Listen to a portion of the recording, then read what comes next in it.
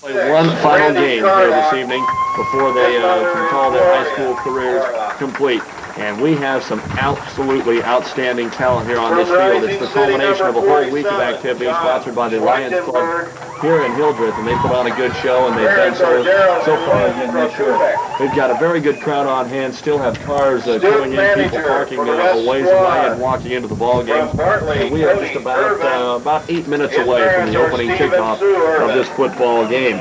The West will be in the gold this year, and the East is in the purple, and we can tell you that the opening flip of the coin went to the East. They won the toss. They decided to receive, and they'll move from left to right as we open things up from the west side is where we'll be looking at it tonight, and that will be on the near side here. So the West will be moving from east to west in the first half, and the East, who starts with the ball, will be moving from left to right. A lot of things to look at. We'll be taking a look at your starting lineups. We'll run down all the kids that are a member of this year's team. We'll tell you that your head coaches this year for the West All-Stars. The head coach is Roland Johnson of state champion Bartley in 1991. He'll be assisted by Arcadia's George Luth. And of course, George, we've had a lot of dealings with him out of the Cedar Valley Conference from just up the road there in Arcadia. The student manager is always from the head coach's hometown, and this year it's Cody Irvin of Bartley. For the East team, wearing the purple, the head coach is Gary Philippi from Shickley. He's assisted by Cletus Aerosmith of Monroe, and the student manager is Jason Lloyd of Monroe. And they have just completed the introductions and the plaque giveaways to the players here for the East and West, and we'll be right back in 30 seconds and take a look at the starting lineups and the players for the 1992 six-man all-star football game. For the West, they'll be wearing the gold here this evening, and they will start with number 12, Dan Rayer. He's out of Bartley, Nebraska, 5'8", 145 pounds. Number 20 is Michael Bowes from Orleans, 6'2", 150. Number 22 is Tim Schmidt, 5'8", 155 out of Campbell. Number 30 is Matt Coe from Arcadia High School, 6 foot even at 165. Number 38 is the All-State quarterback Rusty Moore from McPherson County out of Tryon, 6'5", 175. And at center, number 44, Terry Quadhammer, 6'4", and 220 out of Hildreth. We will take a look at the starting lineup for the East right after we listen to our national anthem here on KNLV. Ladies and gentlemen, our national anthem. Oh, say, can you see by the dawn's early light what so proudly we hailed at the twilight's last gleaming, whose broad stripes and bright stars through the perilous fight o'er the ramparts we watched were so gallantly streaming as the rocket's red glare, the bombs bursting in air, gave proof through the night that our flag was still there. Oh, say does that star-spangled banner yet wave o'er the land of the free and the home of the brave?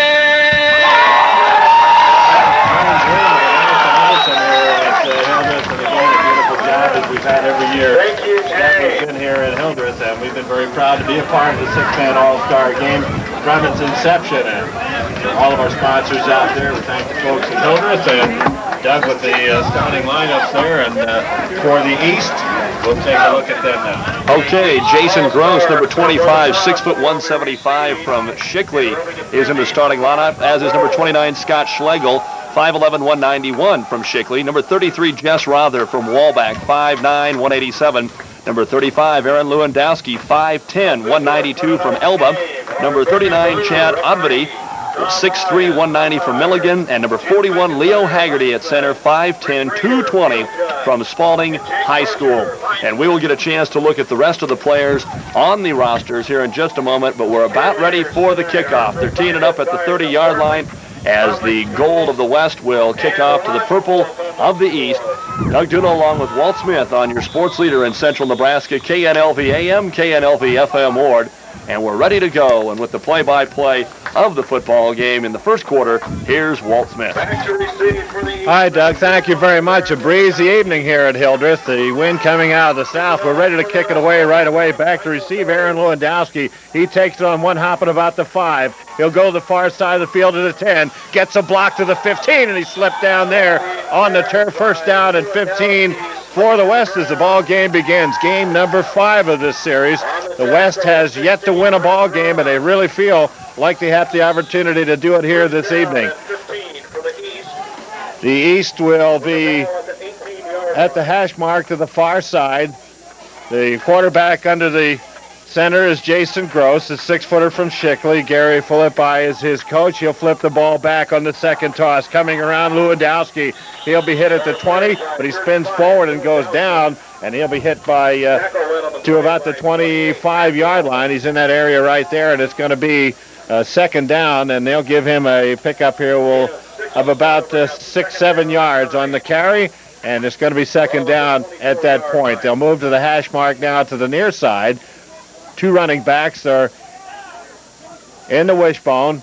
Long count, 2-man defensive line. Again, they'll pitch it around and go to the left side. Jess Rother carries the ball over the 25, close to the 27-yard line. Tackle on the play by 44, Terry Quadhammer. Terry Quadhammer in on the tackle, 6'4", 220 from right here at Hildreth, the home of the Greyhounds. And again, we can't do a ball game without talking about what a beautiful field we have here at Hildreth. What a tremendous job the Lions Club does to make the ball game what it is. And, of course, the players, the parents, and the fans, and the coaches. Long count again. Fake handoff, dropping straight back as Gross wants to throw. He's got a man open, and it's overthrown and incomplete. Trying to get the ball into the hands of number 29, Scott Slagle, the end from Shickley, and it was overthrown, and it's going to be fourth down, and the ball will be punted away by the East. So the first possession was not really too much as they got the feel of the offense in a game situation. And they'll drop number 25, Jason Gross, back to do the punting. And to receive the ball will be Dan Rayer, number 12. And also number 22, Tim Schmidt. Schmidt takes it at his own 15, gets away from a man at the 20, goes to the outside at the 25 and a 30, 35, 37. He's finally hauled down there, and a beautiful return coming in to make the tackle. Gary Roop from CHB, 6'1", 175. 22 yards on the return that time, Walt, of the kick. Our punting yardage. It looked to be a pretty good punt there as well. 25, 35. Looked like about a 40-yard punt that time.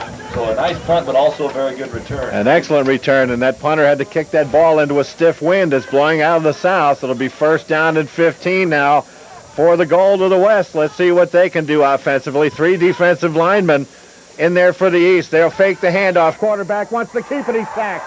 Back at his own 28-yard line. Coming in, Marty McKay from Spalding Academy. And we've seen Marty do that before. He just simply went straight to everybody. Got to the quarterback who tried to roll out to the right side, and he was going to go nowhere. There's a big loss on that play, and it's going to be second down for the West.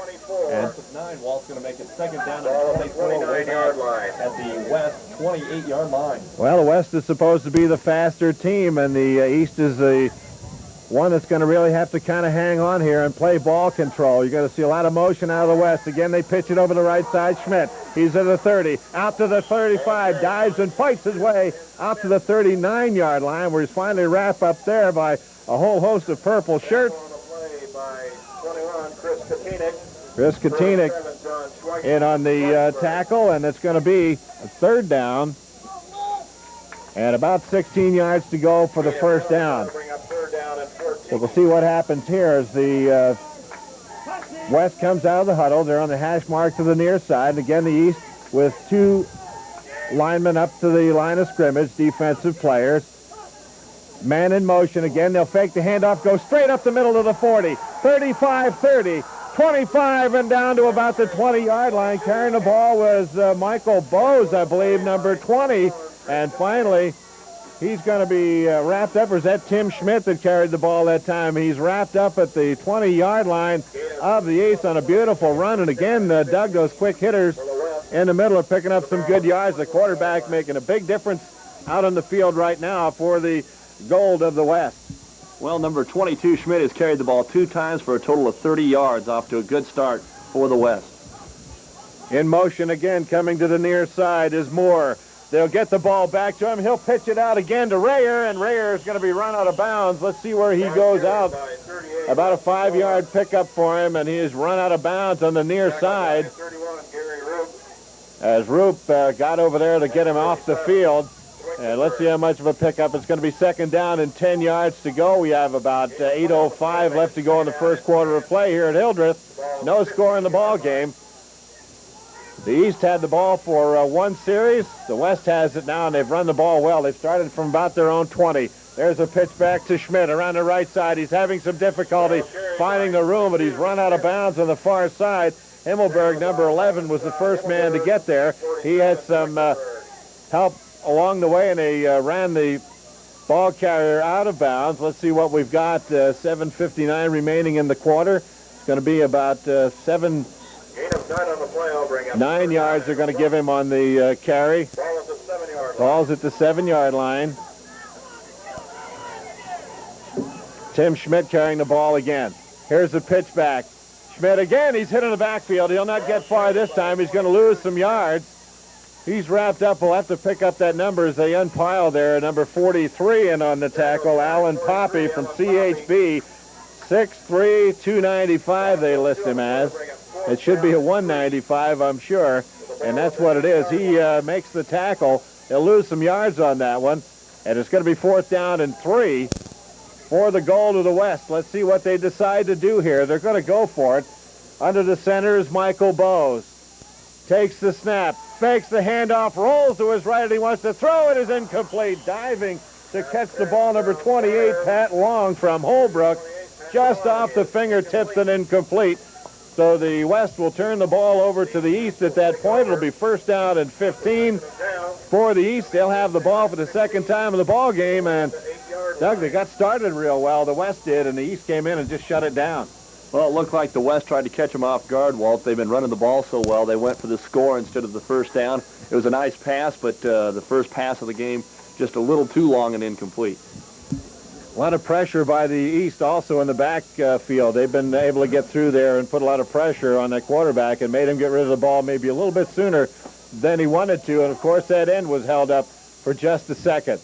All right, let's see what the Purple of the East can do now. They call this signal. There's a fake handoff by Himmelberg. He'll finally give the ball away and driving out to about the 12-yard line for the East. We'll have to wait and see who ended up with the ball, and it's going to be... Ball carried by 47. Who is it? 47, Schwittenberg. Schwittenberg carried the ball finally. Okay, he took the ball as Himmelberg went straight in the air with the ball, brought it straight down again, and they had 2 people crossing there. Finally got it handed off, and it's going to be 2nd down, 11, a 4-yard pickup. East not spending much time in the huddle. They're going to play ball control. They are not the faster of the 2 teams, as we mentioned earlier. 2 down linemen for the West. There's a pitch back, and it's going to be pitched back again. Fumbled, but jumping on the ball again is the East before it went out of bounds. Schwittenberg carrying the ball. He took the 2nd pitch out, but it was a little bit too low for him. He had to go down to grab at it. Finally, just simply had to fall on it to keep it from being recovered by the West. And it's going to be 3rd down and 12 with about 6:13 remaining in the first period of play. Here at Hildreth, we still have no score. 4th annual 6-man all-star game as the East now spreads it out. 3rd down and 12. They've got 3 wide receivers, and we're going to have our first penalty of the ball game as all 3 receivers took off a little bit too early, a little bit of a mix-up in the count. And now the offsides is going to be called by the officials. And they're going to walk the 5 yards off. 5-yard penalty. It is going to be set down at about the 6-yard line, so a tough break right there for the East. The first penalty of the ball game. Probably there's never a good time for a penalty, and this certainly right now, Doug, is the worst time. Well, 3rd and 17, Walt. We'll test the arm here of the new quarterback, Todd Himmelberg, I'm sure. All right, he's all the way back, waiting for the snap from center. He's got a blocker in front of him. Schlichtenberg hands it back. Himmelberg out of his own end zone, throws it long, and it's complete at the 25-yard line. A nice catch right on the money. Scott Schlegel from Shickley, 5'11", 191, got behind the defenders. And out there really pounding his pads a little bit is Pat Long, the man he got behind, and he made the catch right on the money. So Himmelberg fired the ball right where he needed to, and it was caught. And it's going to be a first down for the East, their first down of the ball game. It will be, Walt, 22-yard gain on the pass, we're going to say, to Schlegel. And the first down gets them out to the 26-yard line. Back in the wishbone, the East. They're on the hash mark near side. They'll pitch it back. Running over the left side, out to the 29, out to the 30, out to about the 31-yard line. Schlichtenberg carrying the football for the East, and he's a big guy. He rambles 5'11", 218, they say, and he looks a little bit bigger than that, but he's a strong player, and he fights his way out to the 31-yard line. It's going to be 2nd down and 10, about a 5-yard pickup for him. He's been the workhorse early, Walt. He's carried the ball 3 times now for 6 yards. West with 2 down linemen. Looking around, Himmelberg in the I formation now. Dropping straight back, he'll fake. Now he wants to throw, and it's going to be incomplete. The pass was not catchable at all, and coming out to try to make that catch was number 37, Monty McIntyre, at about the 35-yard line of the West, but it was incomplete.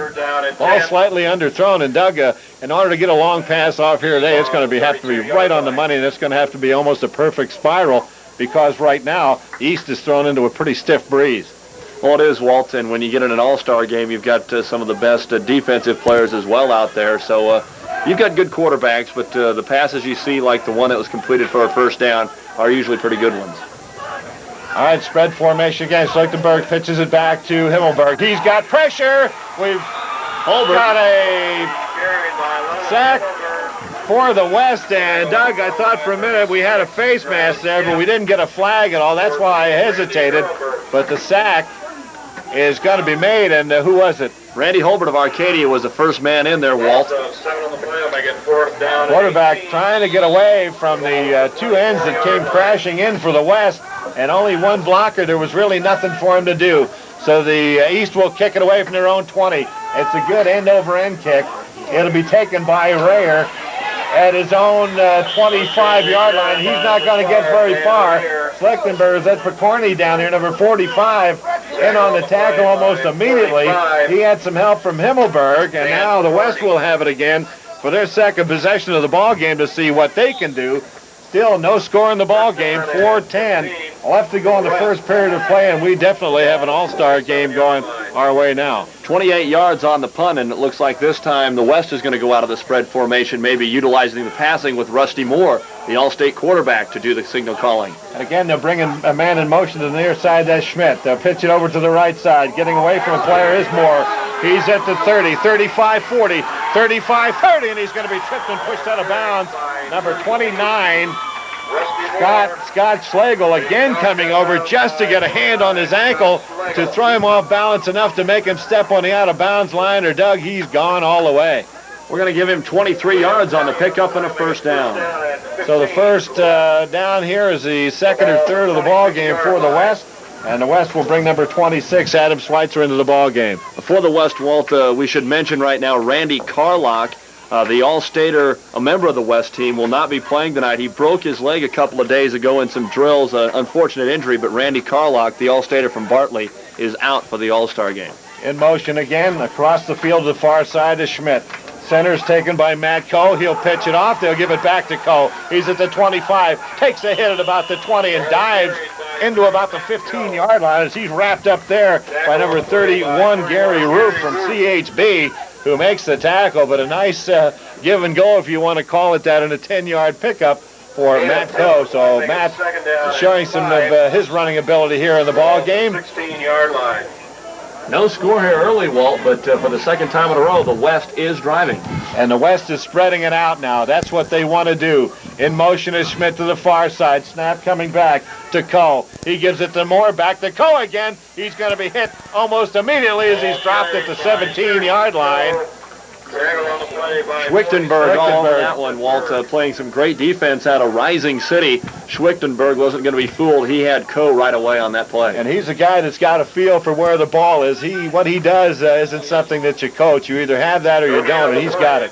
He's got a feel for the football. He's a big guy, and he's really not that swift of foot, but he's fast enough, and he knows where he wants to go, and he just wrapped Coe up and put him down there. 3rd down and 5 for the West. They'll put a man out wide to the right. And I guess another sad thing about Carlock, Doug, is he's supposed to play in the 11-man game. Coe with it back to Moore. Moore looking deep, has pressure. Running with it. He's wide open. He might make it. 10-5, touchdown West. So the West picks up the score on a big, big play here all the way from the, I believe, the 17-yard line. Into the end zone was Moore. When he couldn't find anybody open, he couldn't believe the open spaces that were there, and he just took off down the field. We have a West player with an ankle injury. He's going to get up and no, he's not. He was tying his shoes up, thank goodness. Michael Bowes, 6'2", 150 from Orleans, will try to kick the extra point. Dan Rayer will do the holding. 6-0 is the score. The West leads in the 6-man All-Star game. Snap is back, and it's too high. They're going to have to throw it. A lot of pressure on the kicker, Bowes. He fires it back to Rayer. Rayer's going to throw it forward. It is complete and into the end zone. Number 44 on the catch, Terry Quadhammer. What a play that one was. Only in 6-man football, Walt, could you do that. They threw, he was so far back after the snap got over the holder's head that he threw it forward, which looked like a pass, but he was still behind the line of scrimmage, so Rayer went ahead, threw it into Quadhammer, and it is now 8-0 in favor of the West. Nice play to get things going. Well, there you go. Only, as you said, in 6-man. You would see that in basketball, but at the end of that, that's 7 is what it is, Doug. It's 1 point on that one. If you kick it, it's 2, but it's 7-0 the West, and if you did that in basketball, the end result would have been a slam dunk somewhere, but in 6-man, you can do just what you saw happen right there. Let's remind you, you're listening to your sports leader in Central Nebraska. We're FM 104. Doug Duda and Walt Smith here at Hildreth, the home of the Greyhounds, for the 4th annual 6-man All-Star game. Might mention, too, we're AM 1060. So wherever you're listening to us. The West will kick it away. They lead at 7-0, 2:15 remaining in the first quarter of play. There's the kick. It's a low line drive. It'll be picked up by Wadsworth. He'll go to the far side to the 10. Out to the 15. Gets away from the tackler to the 20, and he's finally going to be down right there. I don't know who it was he jumped over, but somebody made contact with him, and I'm going to think it was Randy Holbrook.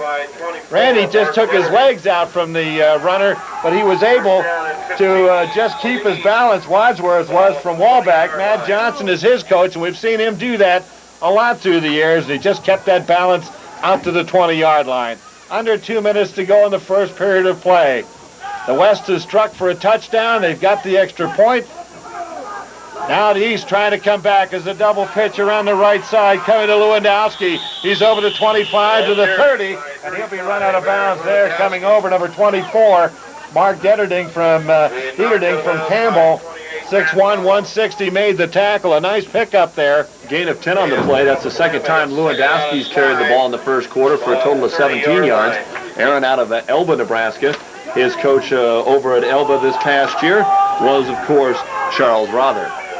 Charlie's got to be happy about that one. 5'10", 192 Lewandowski. Now they'll pitch it to Rother around the left side. He runs into a man, breaks away to the 30, 35, out to the 37, and he'll be out of bounds at that point right there. First down on a play. Pickup of about 7, it looks like. So for Rother, that's also his second carry, now a total of 9 yards. So for the first time, it looks like the West might, or the East that is, might venture in to the other half of the field. All right, coming back in, Mark Dieterding checks back into the game. Also number 42, Aaron Galloway, checks back into the ball game too for the West. First down and 15, about a minute 14 left to go in the first period of play. The West leads at 7-0. They'll pitch the ball back to Lewandowski. He'll give it off from there. Following the blocking is Gross. Over the 40, 35-30. He's into the clear at the 10. 5, touchdown the East. Beautiful play, and the East picks up the touchdown. 42-yard touchdown run that time for number 25, Jason Gross, the quarterback out of Shickley. And he also has head coach Gary Philippi here for him this evening, and it is now 7-6. And the Purple of the East has a chance to take the lead. The first time they got into the opponent's territory, they didn't stop. They went all the way in for a 42-yard touchdown run. And Doug, big plays are a big part of all-star games, and we saw one right there. We'll go for the extra point. He'll also try and kick it, Jason Gross. Snap is back. The kick is blocked. Coming in to just smother the football, number 22, Tim Schmidt. 5'8", 155 from Campbell, and he's playing a lot bigger than that here this evening, I'll tell you that. So with 57 seconds remaining in the first period of play, the West has the lead 7-6 over the East, and we'll be back with a kickoff in 30 seconds. Ball game as the East matched against the West in the 6-man All-Star game here at Hildreth, Nebraska, the home of the Greyhounds. Kicking the ball away will be Jess Rother from Walbach. He gets the ball high in the air and deep. Back to take it is Tim Schmidt on about the 7-yard line. Tried to dance his way up the field and stepped out of bounds at the 5.5-yard line. Tough break for the youngster right there. He saw clear sailing down the sidelines, but the body weight just carried him off the field, and it's going to be first down and 15. Let's just call it the 5-yard line of the West. 15, the ball at the 5-yard line. Dusty Paxton, the center over the ball, snaps it back. Moore looking in his own end zone, has pressure, throws it away. It's taken by Tim Schmidt at the 5. He's up to the 10, gets a block at the 15 and the 20, 25, 30, 35, 37 at the 40-yard line. He's rolled down there. Marty McKay, number 17, saved the touchdown. Beautiful play offensively and defensively both.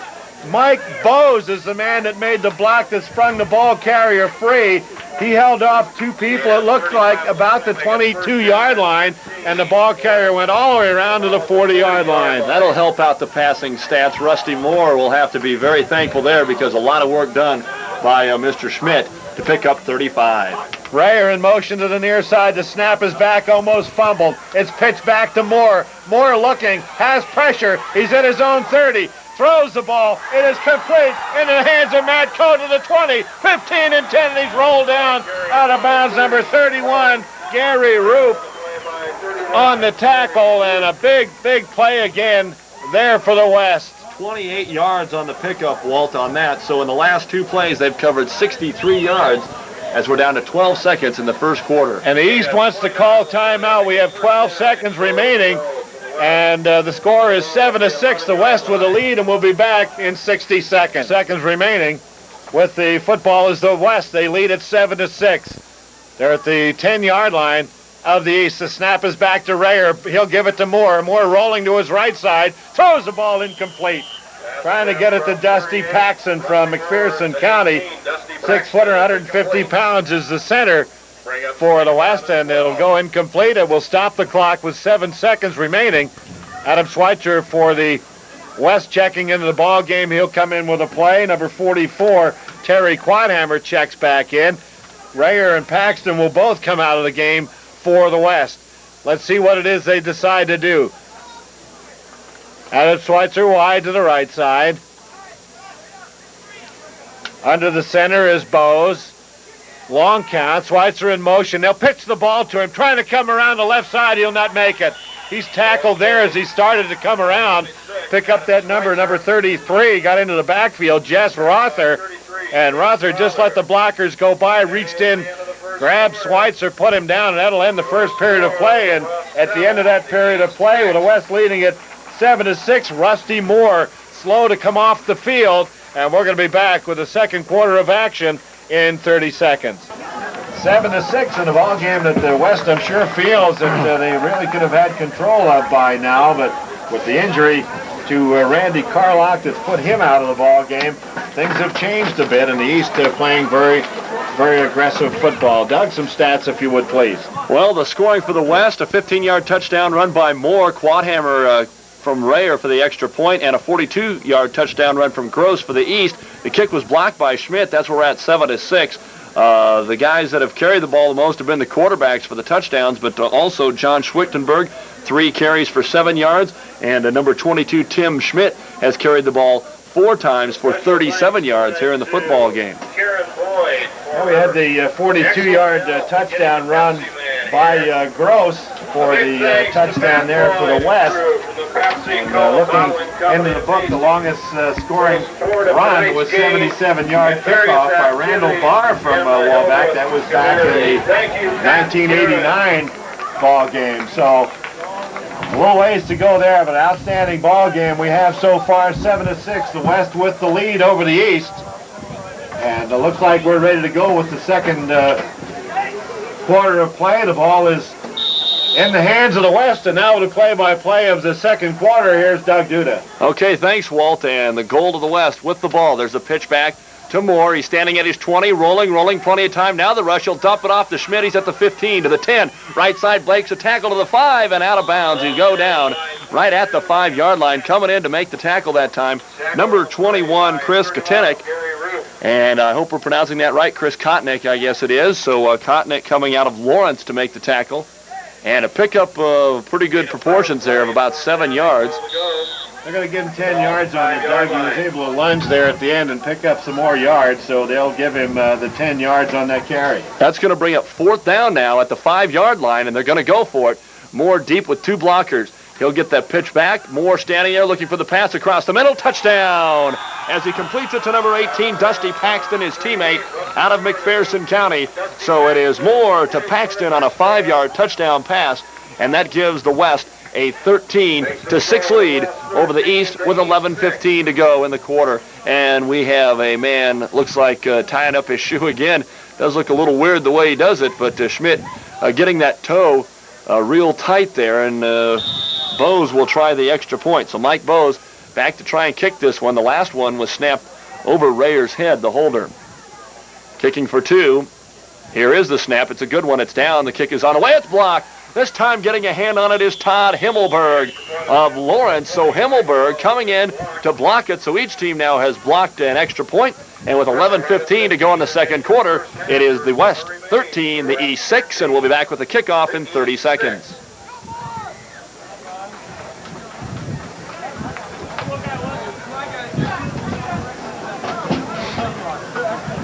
One carry and 1 pass For the West. Oh, you mean in that quarter? Yeah. You want the black pin? No. The red pin, that'll keep the quarter. Right. Thank you. 10-yard run and a 5-yard pass, and it's 13-6. And again, here's the kickoff with Doug. It's a low line drive, bounces at the 30 and is picked up at the 20-yard line and just covered there by Scott Schlegel of Shickley. Not much he could do. A knuckleball that just is down by Schlegel at the 19-yard line. So 1st and 15 coming up for the East on their own 19-yard line. Doug, that's the smartest thing you can do. Just fall on the football, leave it there, and not take a chance of losing it, coughing it up to the other team. Clock running as we get down to 11 minutes here to go in the second quarter of play. And the West has just struck again to take a 13-6 lead over the East. Coming out wide to the left side, Chad Odvedy.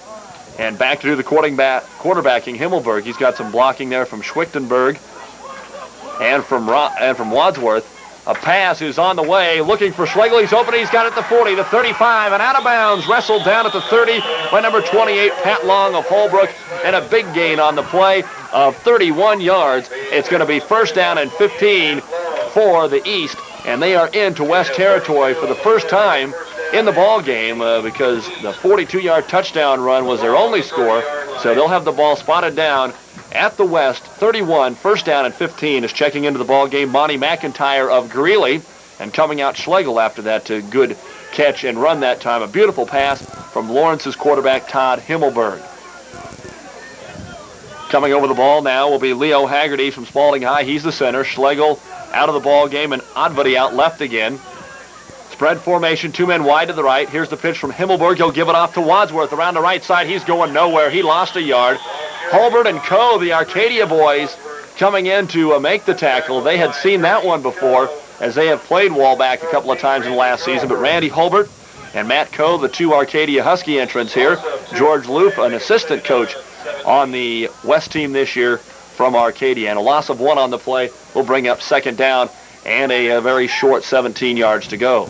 Doug, other than the pass to the flats to the outside, that's really the only big yards being made are up the middle. Both teams looking for that end-around play other than on the pass, and they're covering it really well. Looks like the West might want to blitz 4 men on the line. It's a straight snap back to Himmelberg. He's got some time. Schwichtenberg with a good block pass across the middle behind Wadsworth, and incomplete. And some good defense there, this time from number 34, Matt Vaska from Lodgepole. First time we've mentioned his name, but we'll see some new faces coming in the second quarter of play, as we have 18 men on each team to start it. We have 17 here, as Tim Jenkinson from Monroe on the east was unable to participate in the game, and of course Randy Carlock of the West is out with injury. So 17 men on each roster as we kicked it off here tonight. That'll bring up 3rd down and 17 now. The East with the ball on the West 32-yard line. Himmelberg, the quarterback. Let's see if they want to go to the air one more time. 9:52 to go. Schwichtenberg pitches it back to Himmelberg. He gets out of trouble. He'll run it 35. Now he'll fake the pass. 30, 25, 20, 15, 10, and he's waxed there by Matt Vaska for a 25-yard gain, and Vaska saved the touchdown that time for the West, and it looks like it should be enough for an East 1st down, 1st and goal coming up from the 9-yard line. What a nice fake there. Right about the 25-yard line, he got a man in the air, just put his feet on and went right by him, and that enabled him to get down to the 10 and pick up the 1st down. 2 other men in the backfield. They made the short snap from center that time, and they're alternating between people to snap the ball to, and I think it kind of confused the goal to the West there for just a minute or so, but beautiful run there by Himmelberg. 2 carries, 24 yards in this quarter. 3 men set to the left side. Schwichtenberg and Himmelberg, the only 2 men behind center. Schwichtenberg to Himmelberg. He'll try to run to the right side, to the 10, to the 5. Gives a hip, and he's into the corner of the end zone. Touchdown for the East. Number 11, Todd Himmelberg, the quarterback from Lawrence, a 10-yard touchdown run. And we're back to a 1-point ball game as the East could take the lead on a successful kick. They trail at 13-12 on the 10-yard touchdown run from Himmelberg. So they overloaded to the left side, went to the right side on the run, and Himmelberg took it in for the touchdown with 9:09 to go in the second quarter of play. Again, using that sideline, like really not too many players we've been able to see. Himmelberg is not a tall player, but he just wiggles down that line, fights his way free from tackles, and makes yards. Gross kicking the extra point. It's good, and the East has their first lead of the ball game. 14-13 with 9:09 to go in quarter number 2. It's 14-13 East, and we'll be back with the kickoff in 30 seconds. East is making some noise again. They've regained the lead or taken the lead, 14-13. They'll be kicking the ball away here to the West. The breeze has kind of calmed itself down. Beautiful night for football here at Hildreth, and again, you're listening to your sports leader in Central Nebraska, 1060 AM and FM 104. And again, with a kickoff, here's Doug. And it's a long, long kickoff on the back line of the end zone, and out of bounds it goes. They'll bring the ball out to the 15-yard line.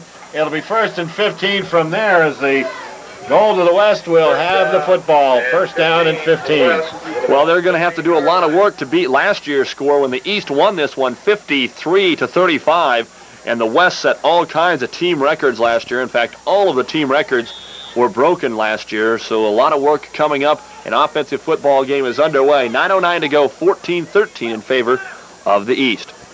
Quarterback is Michael Bowes. He's right underneath the center. 1st and 15. There's a reverse. And coming on the near side, that's going to be Matt Coe. He's out to the 20-25. Crosses the 30-35. 1st down. A pickup of 22 yards on the play as Matt Coe on the inside reverse turned on the speed, got away from McKay in the backfield, and broke it out for a big gain. And Doug, that's Matt's first run of the ball game with the football, and he went 22 yards with it, and a great job as he came around the right side on what looked like it was going to be an inside reverse, came to the outside and just kept picking up the yards. So another first down, 1st and 15 at the 36-yard line. Once again, right underneath the center is Bose. Fakes the handoff, back pitch to Rayer. He's at the 35. Good penetration in the background, and McKay wraps him up with some help that time from number 33, Jess Rother. Rother got in there, made him change directions, and McKay put him down, and they're going to mark the ball just short of midfield at the 39-yard line, a gain of 3. About a 3-yard pickup on that one. Looked like it was going to develop into a big gainer, but the East just closed down on it. There was no place to go. It was going to be 2nd down and 12. Schmidt checks back into the ball game for the West, and Moore will come out for a bit of a rest. Big thank you to all of our sponsors in the KNLV listening area, allowing us to be here in Hildreth tonight to bring you the 4th annual 6-man All-Star High School football game. 3-man line again, under center. Here's the pitch, and another reverse is going to be tried, but going nowhere that time is Tim Schmidt as Jess Rother out of Wallback again in the backfield to throw him down for a loss of 5 on the play, and Rother was in the backfield as soon as that ball was snapped. Well, Rother gives 155% whenever you see him play any sport, and he, another one, has that instinct. He knows where that ball's going to be, and he was there the time the ball got there, and the runner never really had a chance. And he got a high five from head coach Gary Philippi on the sidelines, telling him he's doing a great job. 3rd and 17, they'll go back to pass. And they bring in Moore to do that. He's got it. He's rolling. Now he's caught. He'll have to run. 35-40. Cuts up the middle. He's got speed. 35. He's knocked down there by number 21, Chris Kotnick. And also in there on the play, it looked like number 25, Jason Gross of Shickley helped out on the tackle. 11-yard pickup for Moore that time, and you thought maybe Moore was going to get just that, but coming over was the purple of the East, and they came over and cut him down as he tried to sidestep a man and was thrown down. They're going to spot it at the 34-yard line of the East. 4th down again and 5. And this is about the 4th down. They're going to go out of the spread. They'll leave Moore into quarterback. He takes a snap direct. No, a quick kick instead right up the middle, and there's nobody back. It's going to go 10-5, and it's not going to make the end zone. Beautiful kick. It's down at the 3-yard line. A 32-yard punt, and that's about all the field they had to work with. And it's down at the 3 on the quick kick by Rusty Moore. So a nice kick there by Moore, and that's going to pin the East back on their own 3, 1st down and 15. Well, the East came running in there, and they let Moore have a little bit of room in the middle. They thought they'd shut him off from both sides, and a good coverage downfield, but he just pooched the ball up over everybody, and a nice kick, and the East in a hole. A big chance defensively for the West. They're going to give the football off to Rother. He'll try to cut back up the middle, and he'll get it out to about the 14-yard line. We're going to give him a gain of 11 on the play. So Jess Rother doing it on both sides of the ball. A gain of 11, brings up 2nd and 4, and gets the East off their own goal line. And Randy Holbrook came in to make the tackle. So 2 Cedar Valley Conference people meeting at the 14-yard line. A good tackle and a good run there. That is 14-13 is our score. The East does have the lead, and they're trying to get something moving again. Overload to the left. Again, they'll pitch it back into the backfield, this time to Lewandowski. He breaks a tackle, 15-20. He's in the open. Holbert's riding him, but Lewandowski carries him out to the 30-yard line. A huge pickup that time. It looks like they're going to give him about 13 or 14, but it's enough for the 1st down. Lewandowski, another CVC man out of Elba, carries it out, and they'll mark it just outside the 31-yard line, 1st and 15 for the East. And so after a slow start, the East is picking it up. They're picking up the momentum now. They were not really supposed to be in this game, and they're showing right now that they have taken up the challenge. The East leads at 14-13, and you can look up and down both rosters. Different players at different times have done excellent things to keep the game moving. The East has won every game so far this season or this series, and they're trying to do it again. Long pass on 1st down is overthrown, and so that was way down the field that time. Overthrown intended for Scott Schlegel. He's got him been there deep, man. They've looked for him 2 or 3 times so far in the ball game. Well, they threw that ball deep, and he just simply overthrown and incomplete there. And let's see what they rejuvenate that offense with another play. Checking into the game, I believe that was 39, Chad Onavy comes into the ball game from Milligan. 5:04 to go before the half. and they're going to stack it up tight. Quarterback under center with the football, pitching it back now to Lewandowski. 30, 35, 37-yard line, wrestled out of bounds by, yes, the Arcadia tandem of Holbrook and Co. So Lewandowski runs it out to the sideline there. He's going to pick up about, we'd say, 7 yards. Carried. Doug, overall in the ball game, he's carried the ball 4 times, Lewandowski has, and he's gotten 31 yards out of it. 14-13, East with the lead here in this 4th annual 6-man All-Star game. As we mentioned, the East has won the first 3 installments of this football classic. In 89, it was 36-14. In 90, the closest game ever, 21-20. And last year, 53-35. Jason Gross, the quarterback of Shickley, under center, 3rd and 8. No motion, and they'll pitch it back to Schwichtenberg. He's looking to pass. Schwichtenberg, he's got all day. He might run, and he will around the right side, 35-40. 35, lowers his shoulder and just pummels over Matt Bosca, but Bosca got enough on him to put him down at the 33-yard line, but it looks to be just enough for an East first down. Let's see where they mark the ball. We may have to bring out the chains, and they will stop the clock to bring out the chains, but it's going to be awful close. We'll give him 8 on that run, and they're going to bring out the chains.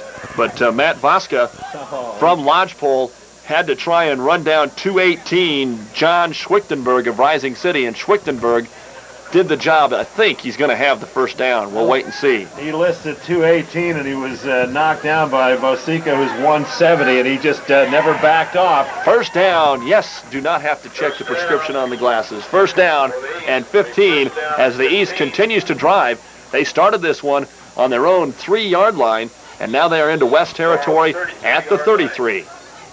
Well, the teams on both sides of that ball are into this game now. You can see some great play back and forth as somebody had a key out there in the middle of the field trying to unlock the offense or defense, apparently.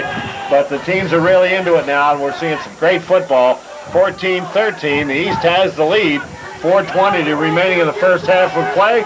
East is trying to score again. Widespread formation. Here's the blitz from Schmidt. He might catch up at the quarterback, but instead he dumps it out there to Haggerty, the center, who takes it at the 30, the 25, and out to the 23 before he's knocked down by Annie Bantam of Orleans, 6 foot 170. But really bailing him out of a jam there was Spalding's Leo Haggerty, and you don't see that big boy get the ball much, but Leo did the job, and he's going to pick up from the 33 down to about the 23, a gain of 10, and we have a man down on the field for the East, and we have a timeout right here.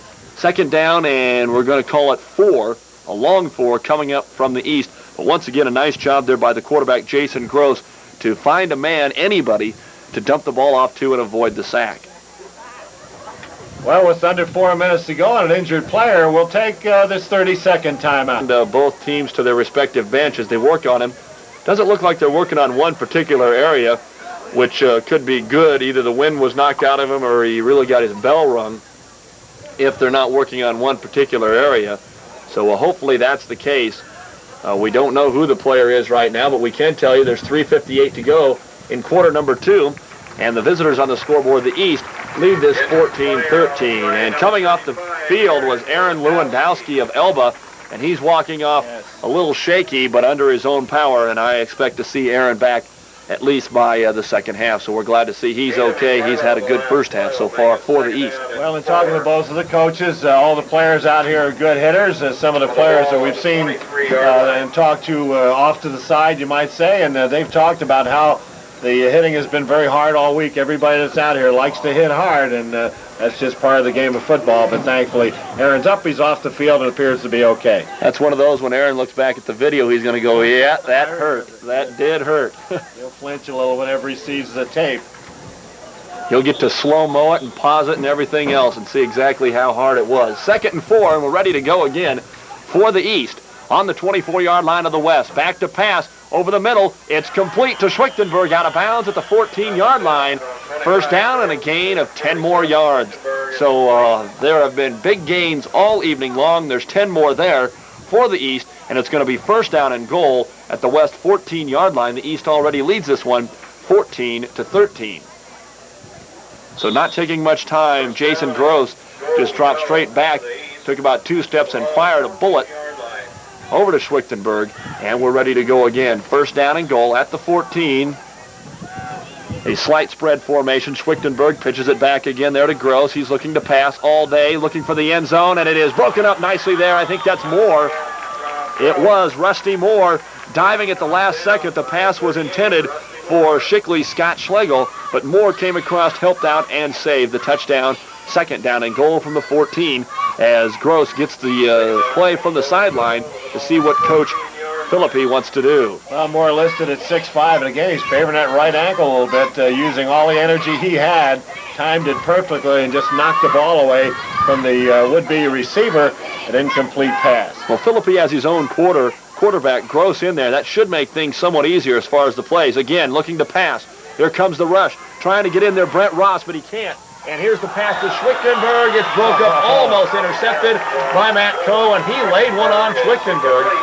Schwichtenberg going, how did I not catch that? And he's a little slow to get up. And we're going to have another timeout as Matt Coe from Arcadia, just 165, but he used it all to wax Schwichtenberg, force the incomplete pass, and it's third down and goal again from the 14. And we have another man down on the field.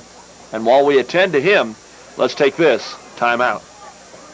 Back here again at Hildreth, excuse me, Doug, and Schwichtenberg's up off the field. He's okay, and that's the great thing about these people. Cole came over and shook his hand, and Schwichtenberg patted him on the back. Moore did the same, and as long as John's up and okay, it's just another hit. And that's another one, as we talked about a minute ago. Whenever Schwichtenberg sees this on the TV screen, he's going to remember it also. Everybody on the right side, let's see, the last time they did this, they ran left, and there's all kinds of room there. Here's the pitch back. Instead, they're going to pass with the football is Gross. He's rolling. He's being pressured. Some great blocking by Wadsworth. Now they're going to throw to the end zone. Touchdown! Touchdown into the hands of number 39, Chad Odbody. A 14-yard touchdown pass officially, but Gross ran around, had some good blocking from Wadsworth, and finally got the ball into the end zone to make it 20-13 East with 3:21 to go in quarter number 2.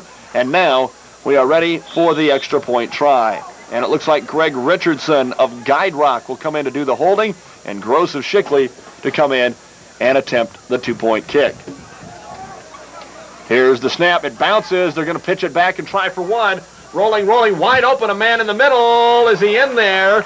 To Dan Pokorny. He didn't make it in. Pokorny wrestled down there by number 16, Brent Ross. 24, Mark Dieterding was also in there. But Pokorny, standing on the 2 turnaround, was hit immediately.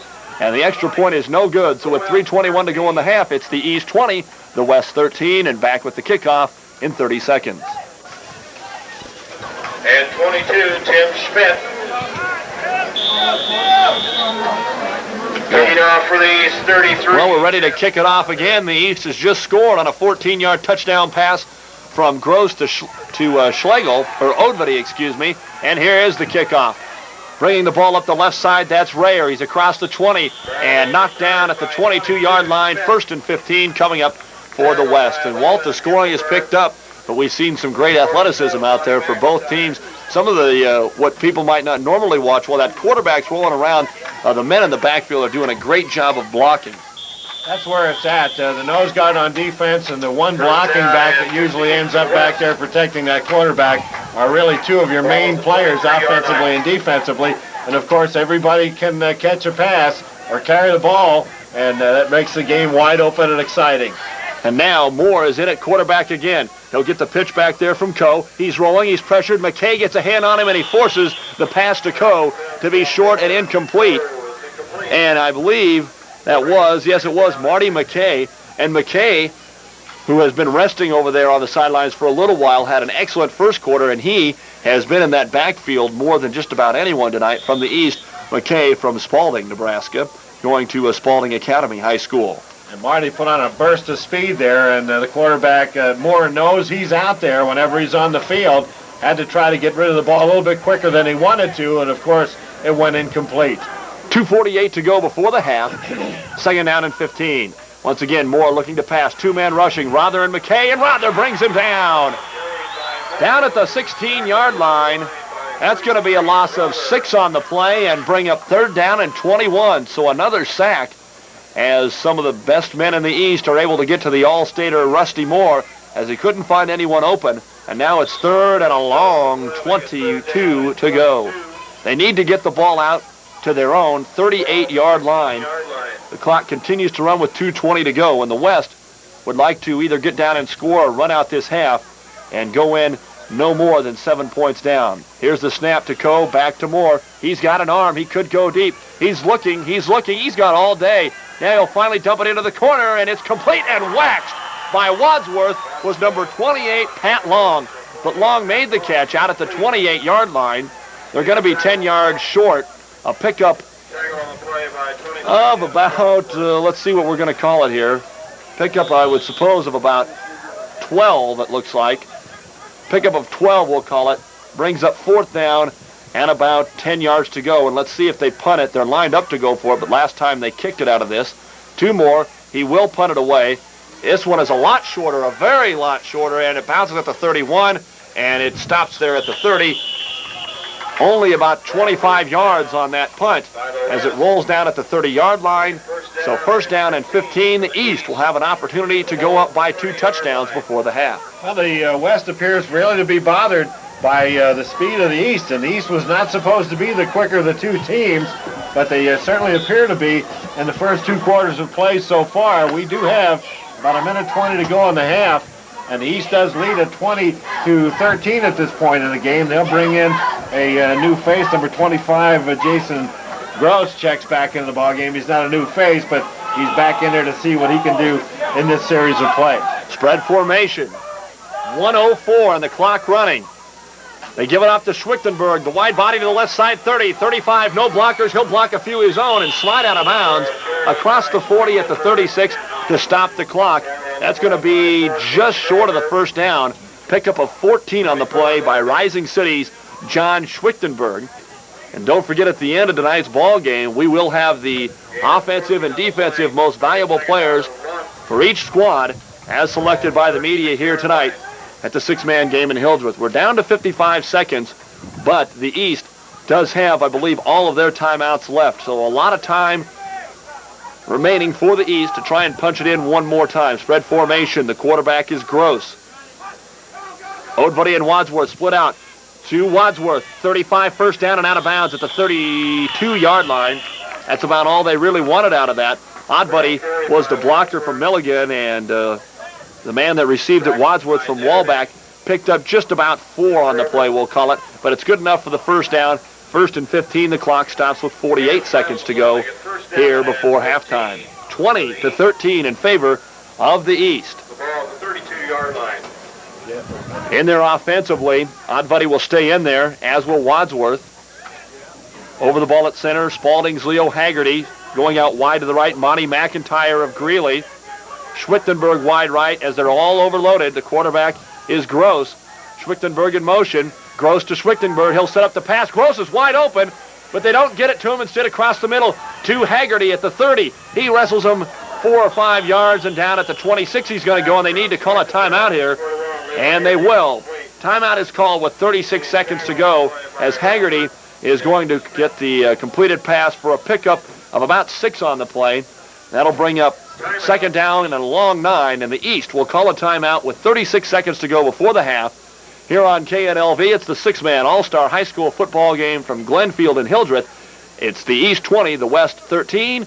Timeout on the field, and we'll be right back. Great first half of football, and Leo Haggerty doing a good job here. I believe that's the second pass he's caught in the ball game. They kind of forget him, but when he gets the football, he can move it up the field, and he's done a good job with it. So he's in the crucial part of the ball game. He made a catch, kept the drive alive for the East. And here we go, 2nd and 9 as Schwichtenberg's in motion. Wadsworth pitches it back to the quarterback, Gross. He'll roll. He looks to find Schwichtenberg, and it's complete, and out of bounds he goes at the 18-yard line.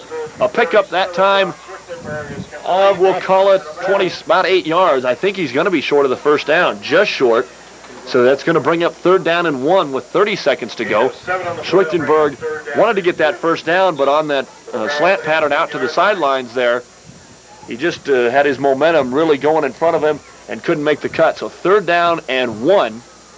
The East has 2 timeouts, so they may elect to run the football. Gross 4 out of 7 passing, but he's when he's needed to get the ball to a target, he's gotten it there. 3 men on the line, 2 in the backfield. Gross under center. He'll pitch it inside to Schwichtenberg. He's got the first down, and he's out to the 15-yard line as the clock continues to run. And they'll wave it down here on the first down. The clock stops to move the chains. First down, and let's see if it's going to be goal or if it's going to be 15. It's going to be first and goal, and the East will call a timeout here as the ball is spotted just on the other side of the 15-yard line. So first down and goal at the 14 with 24 seconds to go before the half. At halftime, we'll be talking with one of the coordinators of this all-star game, Jeff Smith here at Hildreth. He and Gary Fisher and all the Lions Club members have done a whale of a job again this year to put this one on, and we'll be talking with him. We'll also take a look at the halftime statistics. We'll be going over the rosters of each team. We'll talk about the first half of play and what we might expect to see in the second half. So stay with us. Run over to the refrigerator or wherever you're going. Pick up a nice cool refreshment. Grab a bag of chips and get ready for the second half. But keep it here on KNLV AM and KNLV FM or Nebraska. Doug Duda along with Walt Smith from Glenfield and Hildreth. 24 seconds to go. The East has 1 timeout left, and it's first and goal on the West 14-yard line. They lead it 20-13. The snap to Schwichtenberg. Passes it back to Gross. The pressure is heavy.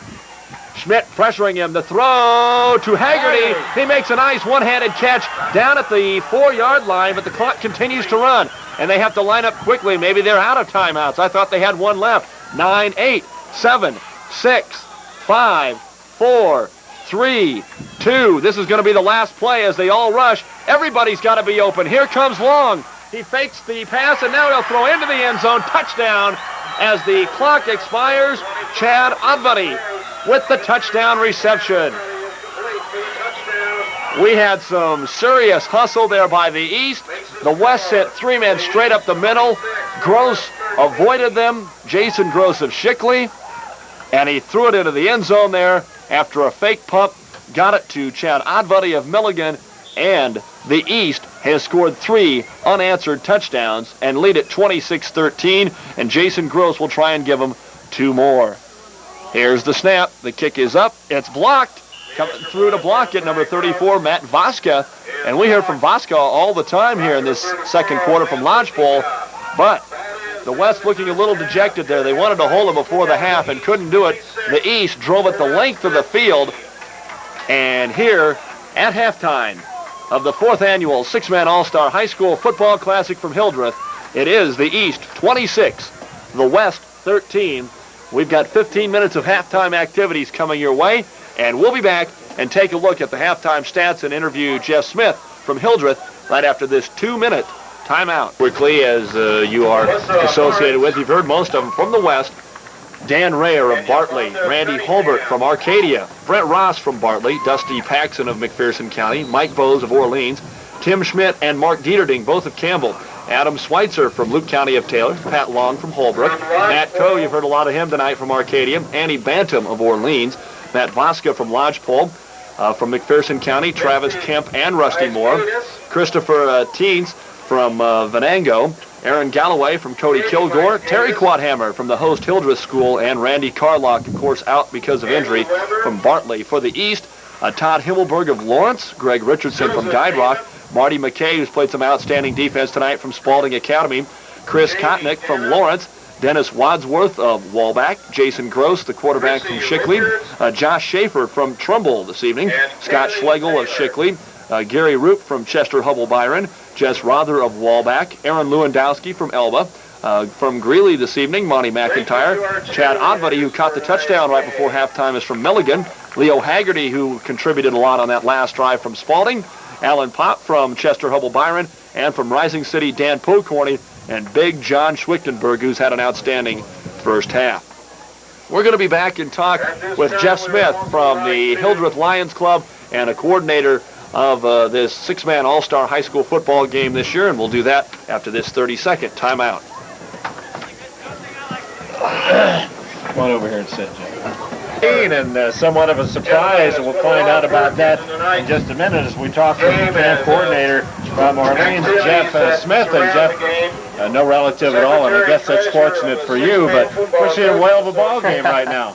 Oh, yeah, I think you're quite right when you said a little bit surprised. The West felt all week that they were going to come in and perhaps even dominate the game, and they felt like they had the better athletes.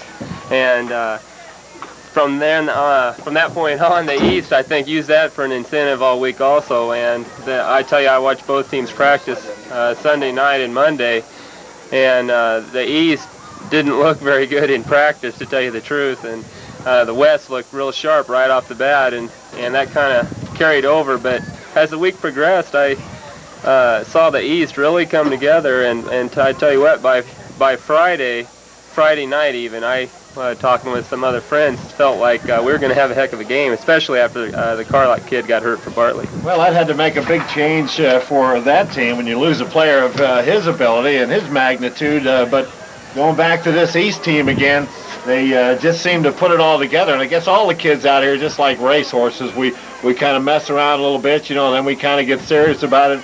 But when that gun goes off and the, let's call it the race begins, everybody's in it. They're playing to the best of their ability, and there's some excellent players here on both sides of that football. Let's talk about this six-man game when it got started, how things went along. I think you've been with it since its inception when we played here at Hildreth, and it's just moved along, and six-man football is now getting probably the respect it should have had a long time ago. Oh, I think so. I think probably one of the most common misconceptions of six-man football is you look out there and see six guys and think, my God, I could run all over the field, and especially 11-man people. And, that's not really the case at all. They've got a good team anyway, usually has six really good athletes. And I think something else that early, 4 or 5 years ago, a lot of coaches didn't understand six-man. When I started, I'd never seen a six-man game before until I coached, and we've come a long ways.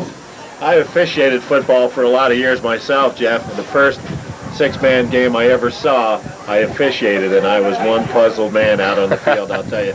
Let's talk a little bit about the Lions Club. They do a lot here in Hildreth, and they do a lot all over the nation, for that matter, but the people we know here, they've done an excellent job keeping things together. Oh, yeah, I've been here in Hildreth all 4 years since they've had this, and they just do a super job. I mean, you don't find too many communities with as many people willing to get involved as they do here in Hildreth. Do you notice as many coaches, maybe more coaches now looking at players? We had the McIntyre boy that went down to Kansas State. We had our young man, I can't remember his name, and I apologize, from Guide Rock. The first year that was contacted by Michigan. You probably know about some of the other kids around. That was, I think, probably Lanning Greenhalgh. Right, thank you for that. From Guide Rock, yeah.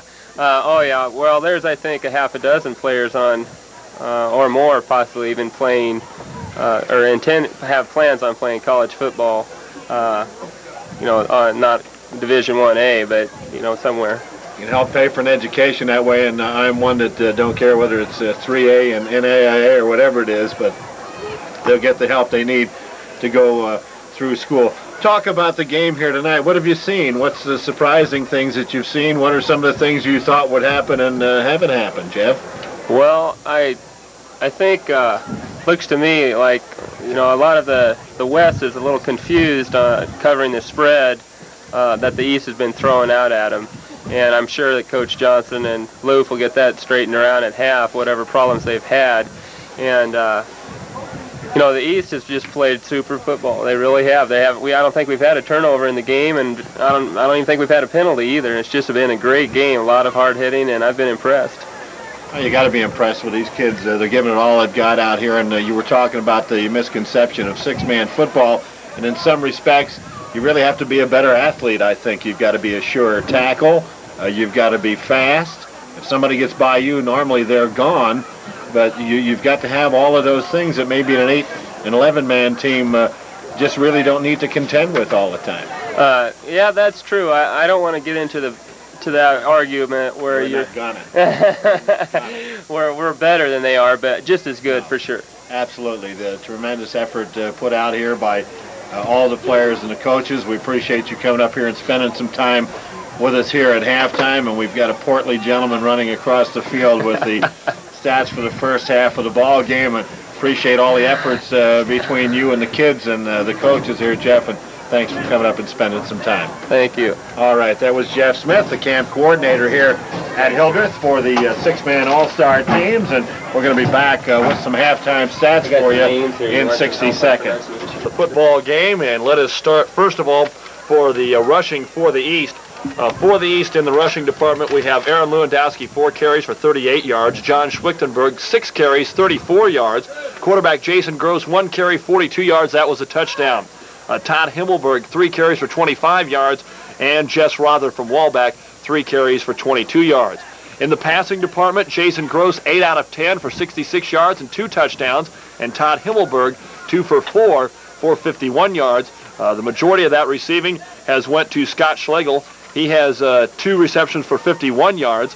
Leo Haggerty, 3 catches, 25 yards. Schwichtenberg, 2 receptions for 22 yards. And number 39, Chad Odvady, has 2 catches for 20 yards, both of them for touchdowns. Leading the tackling so far for the East, we have Gary Roop with 6 tackles. Marty McKay from, Roop is from CHB, by the way. Marty McKay from Spalding Academy and Jess Rother from Walbeck each have 4. Now for the West in the rushing, they are led by number 22, Tim Schmidt, 5 carries for 34 yards, and number 38, quarterback Rusty Moore, 4 carries, 47 yards, including that long touchdown run in the first half. Moore has done all the passing, 7 of 9 for 95 yards. And on the receiving end, number 30, Matt Coe, 3 catches for 40 yards. Tim Schmidt, 2 receptions for 35 yards. So Schmidt has 69 total yards at the half.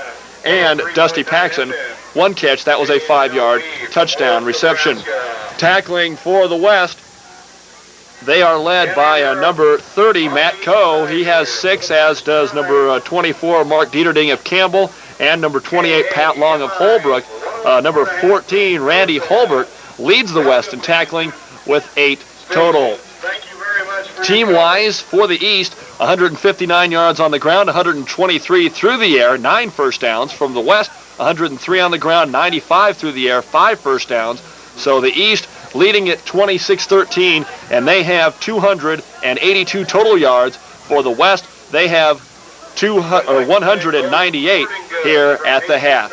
And we thank our gentleman here for bringing us all the stats here at the half. And it is 26-13 in favor of the East at halftime. We're about a minute and a half away from the kickoff, and we'll be back with that in 60 seconds. I'd like to turn it over to the PA man right now, if you can hear him. Nebraska state competition. It was ranked 2nd in the United States of America. And what they're talking about, ranking 1st in the state and 2nd in the United States, is what we have told you earlier. Brian Raymond, the man who also keeping our stats here this evening, Brian Raymond has taken care of the Glenfield football field here in Hildreth, and it's basically a beautiful contest is what you might want to call it, for the cutting, the painting, the design. The field has great drainage, as we know from the very first year, and it looks just absolutely outstanding. And Brian Raymond was the designer and the man who works on this football field. And the Hildreth field was 1st in Nebraska and 2nd in the United States, behind a Florida football field last year in a sponsored competition by a national paint company. And Doug, he doesn't get paid for this. He doesn't get paid for this at all. He just simply does it to get the job done and keep it like it is. He loves to do it. He's a graduate of Hildreth, and he's just simply taken on the job of keeping the field up, and he's just done a beautiful job of it. He always has. We're going to be ready for the second half of the ball game to begin. The East leads it 26-13. Again, we want to thank all of our sponsors for allowing us to be here, and the folks here at Hildreth for allowing us to come down. It's been a beautiful experience for our 4th year here. We're happy to say that we were the first station to give them coverage here at Hildreth, and we're very proud of the fact that the Lions Club and the folks here in Hildreth do like to have us down here. We certainly like being here. Hello to all of our friends back home, and all of the parents and grandparents that maybe couldn't come down to the ball game here. We're happy that you're back there listening, and if you get an opportunity, stop in and say thanks to those fine sponsors. Our engineer back at the studios is Marty Peterson, along with Doug Duda and Walt Smith. Here in Hildreth, we are in the middle of our 3-minute warm-up period now, and the East started the game with the football, so the West will get it to start the third quarter, and we'll have the kickoff for you in 30 seconds. For a play, and Walt, I expect the West to come out on this first possession and really do some damage, because it seemed to me that in the first half, they really were pumped up, really playing well, but just sometimes kind of overplayed, and the East found those weaknesses and really took advantage of it. They really did, and the West was terribly flat there in the second period of play, and they're going to have to come out here in a rush to try to get back into this one. There's the kick away. The East kicking it to the West. It'll be taken down here at the 5. They fake the reverse out to the 10, and that's about all you're going to get from the West as they get the football on the opening kickoff. Carrying the ball, number 22, is lugging the leather Tim Schmidt, and he picks up about 8 yards on that carry. And again, John Schwichtenberg picking up where he left off, came out and put the hit on him. First down and 15 at the 10-yard line. Well, we were able to hear that pop up here, and we were talking about the hard hitting down there, and you can hear it. A spread formation for the West. Back to receive the ball, Matt Coe. He takes it, pitches it back to Moore. Moore in trouble, trying to run out of it, and he's going to be thrown to the ground. Marty McKay, number 17, getting to Moore, and every time McKay's out on the field, Moore knows he's there because that's who he's assigned to, and he goes right after Rusty Moore, and Rusty's going to pick up a couple, 3 yards, but he'll not get back to the line of scrimmage. He'll be about a yard short, so let's call it 2nd and 16. As the West begins the offense here in the third quarter of play. Cole back to Moore. Moore's getting some pressure. Goes to the opposite side of the field to the 10, 15 to 20, and he's knocked out of bounds there at about the 21-yard line as the East coming over. Number 21 leading the way, Chris Kotnick from Lawrence at 5'10", 170. One of the men in on the hit and holding his arm a little bit, Todd Himmelberg, but he's okay and he'll stay in there. We want to apologize for the pronunciation of a couple of games. That's pronunciation. That man making the tackle there was Chris Katinik, which I had misspelled, and we also have Matt Vazika from the West team, so we want to get those two gentlemen. Moore lobs the ball back to Cole. Cole at the 25 and a 30, and he spins over the tackler to about the 32-yard line. That was Himmelberg again in on the tackle, and he's hanging on to that right arm. He hurt that on that last tackle, but the West gets the first down, and Himmelberg's going to stay in there. Checking back into the game, Jess Rother, number 33, comes in, and Alan Poppy will come out of the contest. So the West now trying to make a move here in the third period of play. They're down to the East 26-13. Coe to Moore. Moore going back, throws the ball back to Coe again, to the 30. Spins away from Himmelberg, 35-40, gets a block at midfield and rolls down to the 31-yard line, and what a block we had by number 28. Pat Long drove his man out of the way and allowed Coe into the East territory, and they're going to spot it at the 33-yard line, a 14-yard pickup for Matt Coe. And on 2 broken plays in a row, the West has been able to gain something good out of it. Moore getting tremendous pressure from all over, and they're alternating now between people that are going after Moore. Over the center, or the ball is Dusty Paxton. He's done a great job. To Coe to Moore again. Rusty driving to the right, has a man after him, that's McIntyre. Runs to the 30 and the 20, inside to the 15 to the 14-yard line. Goes out of bounds there, and again, Himmelberg in on the tackle, and again he's hanging on to that right arm.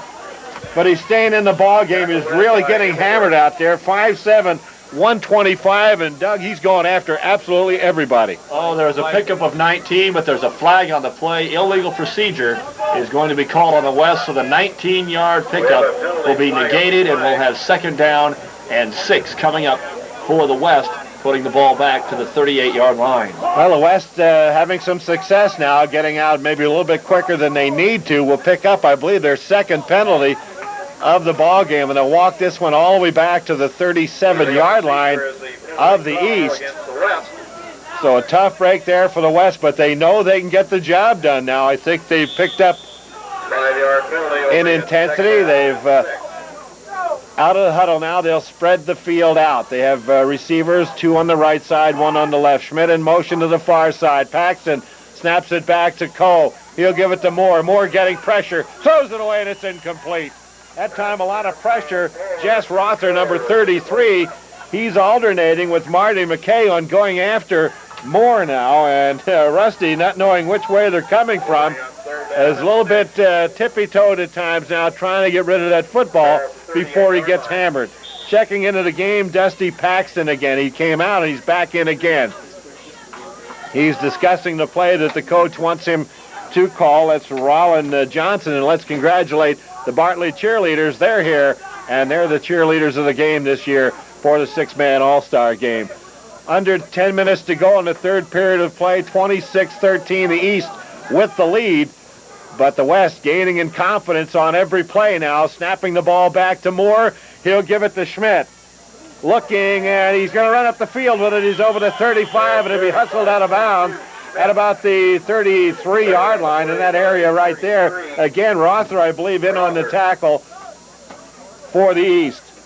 I'm not sure that's exactly what they wanted to do, Walt, because Schmidt seemed to be a little behind Moore. Moore looked once and had to wait before he pitched it. And when things finally developed, Schmidt took the ball and did the best he could with it. It brings up 4th down and 1 yard. Once again, they have just 1 yard to go for that first down. You have to take what the defense will give you on that. There was apparently a little bit of a mix-up somewhere, but it turned out positive for the West, and that's what they wanted. Paxton, the center. The 2 ends are split wide right and wide left. The snap is back. Moore looking. He's going to carry it. He's at the 30. 28, 26, and he's going to be wrestled down. He's got the first down. He's wrestled down to the turf, I believe. McIntyre in on the tackle, and McIntyre getting some help, I believe, from trying to pick up that number 31. Also, Greg Roop in on the tackle, and it's going to be the first down for the West, and they're doing a good job right now. They've made one mistake. It resulted in a penalty, and it nullified a 19-yard gain. But they're moving back now with more confidence than they've had, I think, throughout the entire game so far. We're in the third period of play. East leading 26-13. Snap to Coe, to Moore. He's looking back for Coe, and it's almost intercepted. It would have been picked off there by number 11, Himmelberg, but he was looking more at Coe than he was at the football, and he could have picked it off and went up the field, but it falls incomplete. The West got a break just then, and now it's going to be a 2nd down and 15 yards to go for the West. They're in East territory at the 26-yard line. They're on the hash mark to the far side. And the East now, the defense getting a workout as the West is eating up the clock. Snap back to Coe to Moore. Moore coming, drifting to the right, throws it long, has the man, caught, touchdown. Beautiful play coming across the field. To make the grab is number, what is that, Doug? Is number 20, Michael Bowes, out of the high school in Orleans, makes the touchdown reception from 27 yards out. Beautiful play. Moore started up the field, and he just took off. Bowes took off down the field, and he fired it right on the money into the end zone, and it's now 26-19. The East with the lead. Back holding the football is Rayer.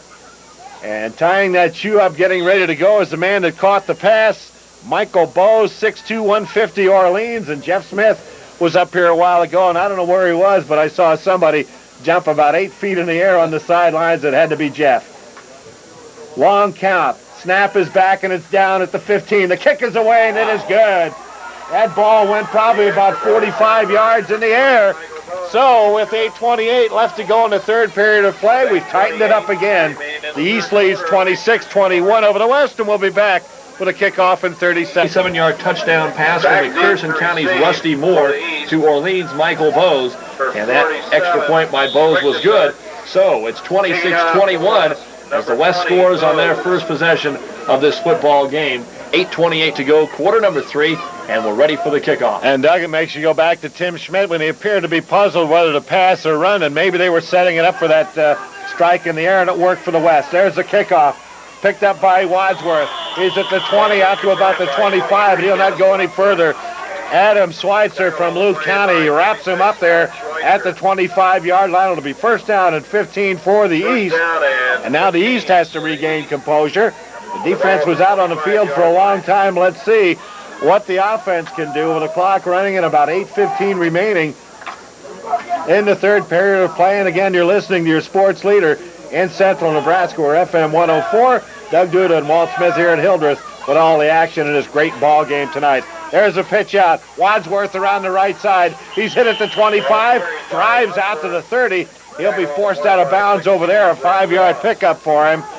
Brett Ross in on the tackle from Bartley. He got him by that shirt sleeve and just kept hanging on and threw him down to the ground. 5'9", 150, and he's a proud young man coming out of the ball game right now. He made a great defensive play, and Coach George Loof grabs him. And I like to watch the professional manner in which these coaches work with these kids. They give them credit for the ability they have to be here in the first place. There's an inside reverse and a great athletic move. I'm going to see if that's 23 or 25. And I'm wrong on both counts. It was 29. Scott Schlegel, he was tripped up at the line of scrimmage at the 30, somehow got on his toes and pushed his way forward, picked up 3 yards, and a great play by the youngster right there. He could have gone down, but he was able to regain his balance and dive forward to make a positive play out of one that could have been a negative play. 3rd down and 7. 7:25 to go in the third quarter of play. 26-21, East over the West. Dropping straight back is Gross. He's looking long. He's got pressure. Has to dump it off. Take it in the backfield. Coming around the near side of the football, Wadsworth. He's at the 40, out to the 35, and he's rolled out of bounds. Coming over to make the tackle, number 28, Pat Long, and he gets the first down. Pick up 13 on the play. Great play by Gross, but a tremendous run, Dennis Wadsworth, and a great defensive effort at the other end by Pat Long. And we're seeing great play on both sides of the football, and we're seeing football at its best here at Hildreth here tonight in a 6-man all-star game, and a game the West has never won in the previous 3 meetings, and they're trying to get the job done here, but the East leading 26-21. Handoff up the middle. Out to the outside to the 30, down to the 20 and out of bounds. Kicked out there, Jess Rother, man carrying the football. They'll spot it at the 20. Great play by Rother. Jess wanted up the middle, but they shut him off there, and he just automatically stepped with that left foot to the outside and went around the end, and he's very close to the first down. Looks like it's going to be a pickup of 14, Walt. And a great play by Jess Rother from Wallback. About 7 minutes remaining here in the third quarter of play. Hash mark to the near side at the 20. Under the center is Jason Gross. In motion to the far side is Wadsworth. Dropping straight back. Wadsworth can't hang on to the pass. Gross on the run, almost a jump pass, something you haven't seen for quite a while. Dropped the ball over to Wadsworth, and I think then he maybe looked upfield a little bit quicker than when he had the ball in his hands and just dropped it incomplete. It'll stop the clock. It's still 3rd down and 1. And a change now. Number 39 checks into the game. That's Chad Odovy, and he's already caught 2 touchdown passes in the game. 3rd and 1. They might try and go to him here. In motion, Wadsworth, far side. They'll pitch it back. Over to Rother. He's got the first down and more. Inside to the 15. Inside to about the 11-yard line, and he's wrapped up there as the West defense. Quadhammer, number 44, in on the tackle, and Quadhammer stands in at 6'4", 220 from here at Hildreth, playing in front of the hometown fans and representing himself and his town very well. Gain of 8 by Rother on the play. That's going to bring up 1st and goal from the 13-yard line. So the East trying to answer back the West's opening score. Himmelberg checks back in. Jason Gross will go out. Splitting out from the huddle to the right side, Odovy, 6'3", 190 from Milligan. Let's see if they go to him. He's been the big play man in the air. They'll pitch it back to Himmelberg. He's got pressure. Gets away from one man. Gets away from two, and now a flag comes down. Let's see if we've got a face mask down there, and if it is, it'll be the...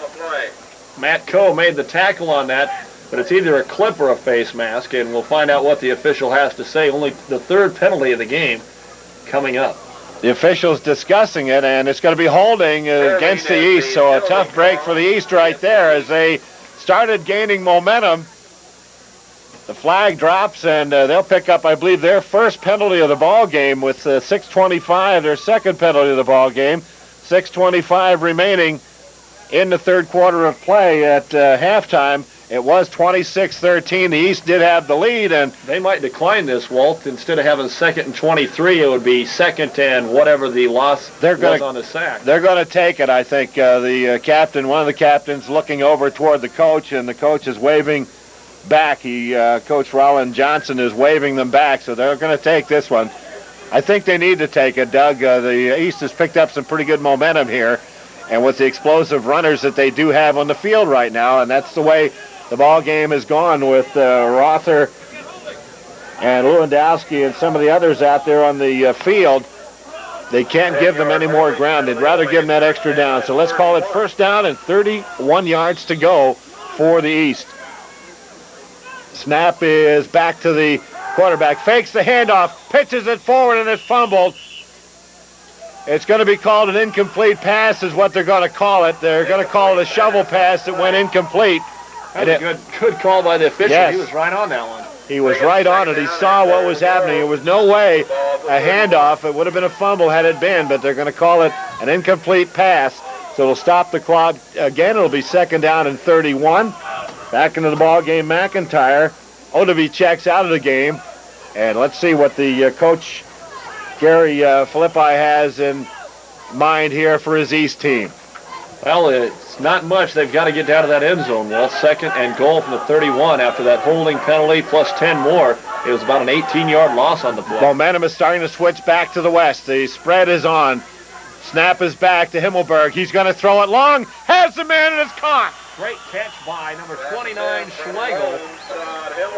He got the ball off balance. He made sure he had it in that big right mid of his. He brought the ball down into his chest, wrapped the other arm around it. He didn't care about any more yards, but he kept the ball in his hands, a completed pass, and it is going to be 3rd down and 13.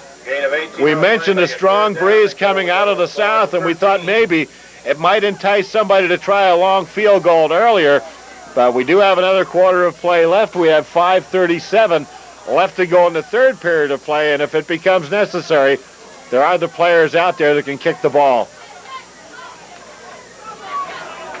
Randy Holbrook was warming up before the game, kicking 25-yard field goals. There's a snap back. Himmelberg in trouble. He's going to be sacked. He laterals the ball up. It's picked up in the backfield, and Potthammer makes the final tackle as the ball was still in play. Himmelberg had not been to the ground yet.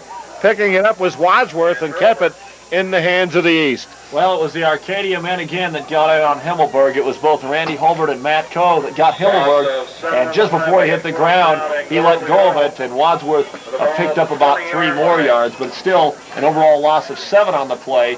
Back to the 20. It's 4th and goal. And, Doug, as we mentioned several times, the East had everything going their way, and now the West has regained the momentum in this game, and they've done it with their defense.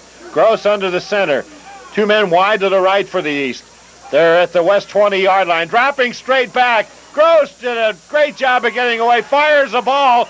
The East does have the first down. No, they're going to call it incomplete, Doug? They're going to call it complete, but it was a 4th and goal, so they had to score, and they didn't. Out of bounds at the 4-yard line. A pickup of 16, but the ball will change possession. All right, excuse me. I thought they needed to get to about the 5-yard line, but apparently we were wrong. A nice play, though. It goes complete, but not enough for the score. And now the West has the football as they bring number 26, Adam Schweitzer, back into the game. Adam's not been used that much on the offense tonight, but he's in there right now, and they do need his speed, and he does have that. He's got fresh legs, Walt, and that could be the key on this drive for the West. Moore is back there in the quarterback position, takes the handoff, looking, throws the ball across the field. It's complete. Out to the 10, out to the 15, spinning away, Smith out to the 20-yard line. Finally, they wrestle him down to the ground, and I do believe he's got the first down. Hanging on to him, Schwechtenberg was the guy that held on to him from about the 15-yard line all the way out to the 20. And again, a big difference in the weight, but that desire by Smith just dragging the people forward got to the 20-yard line.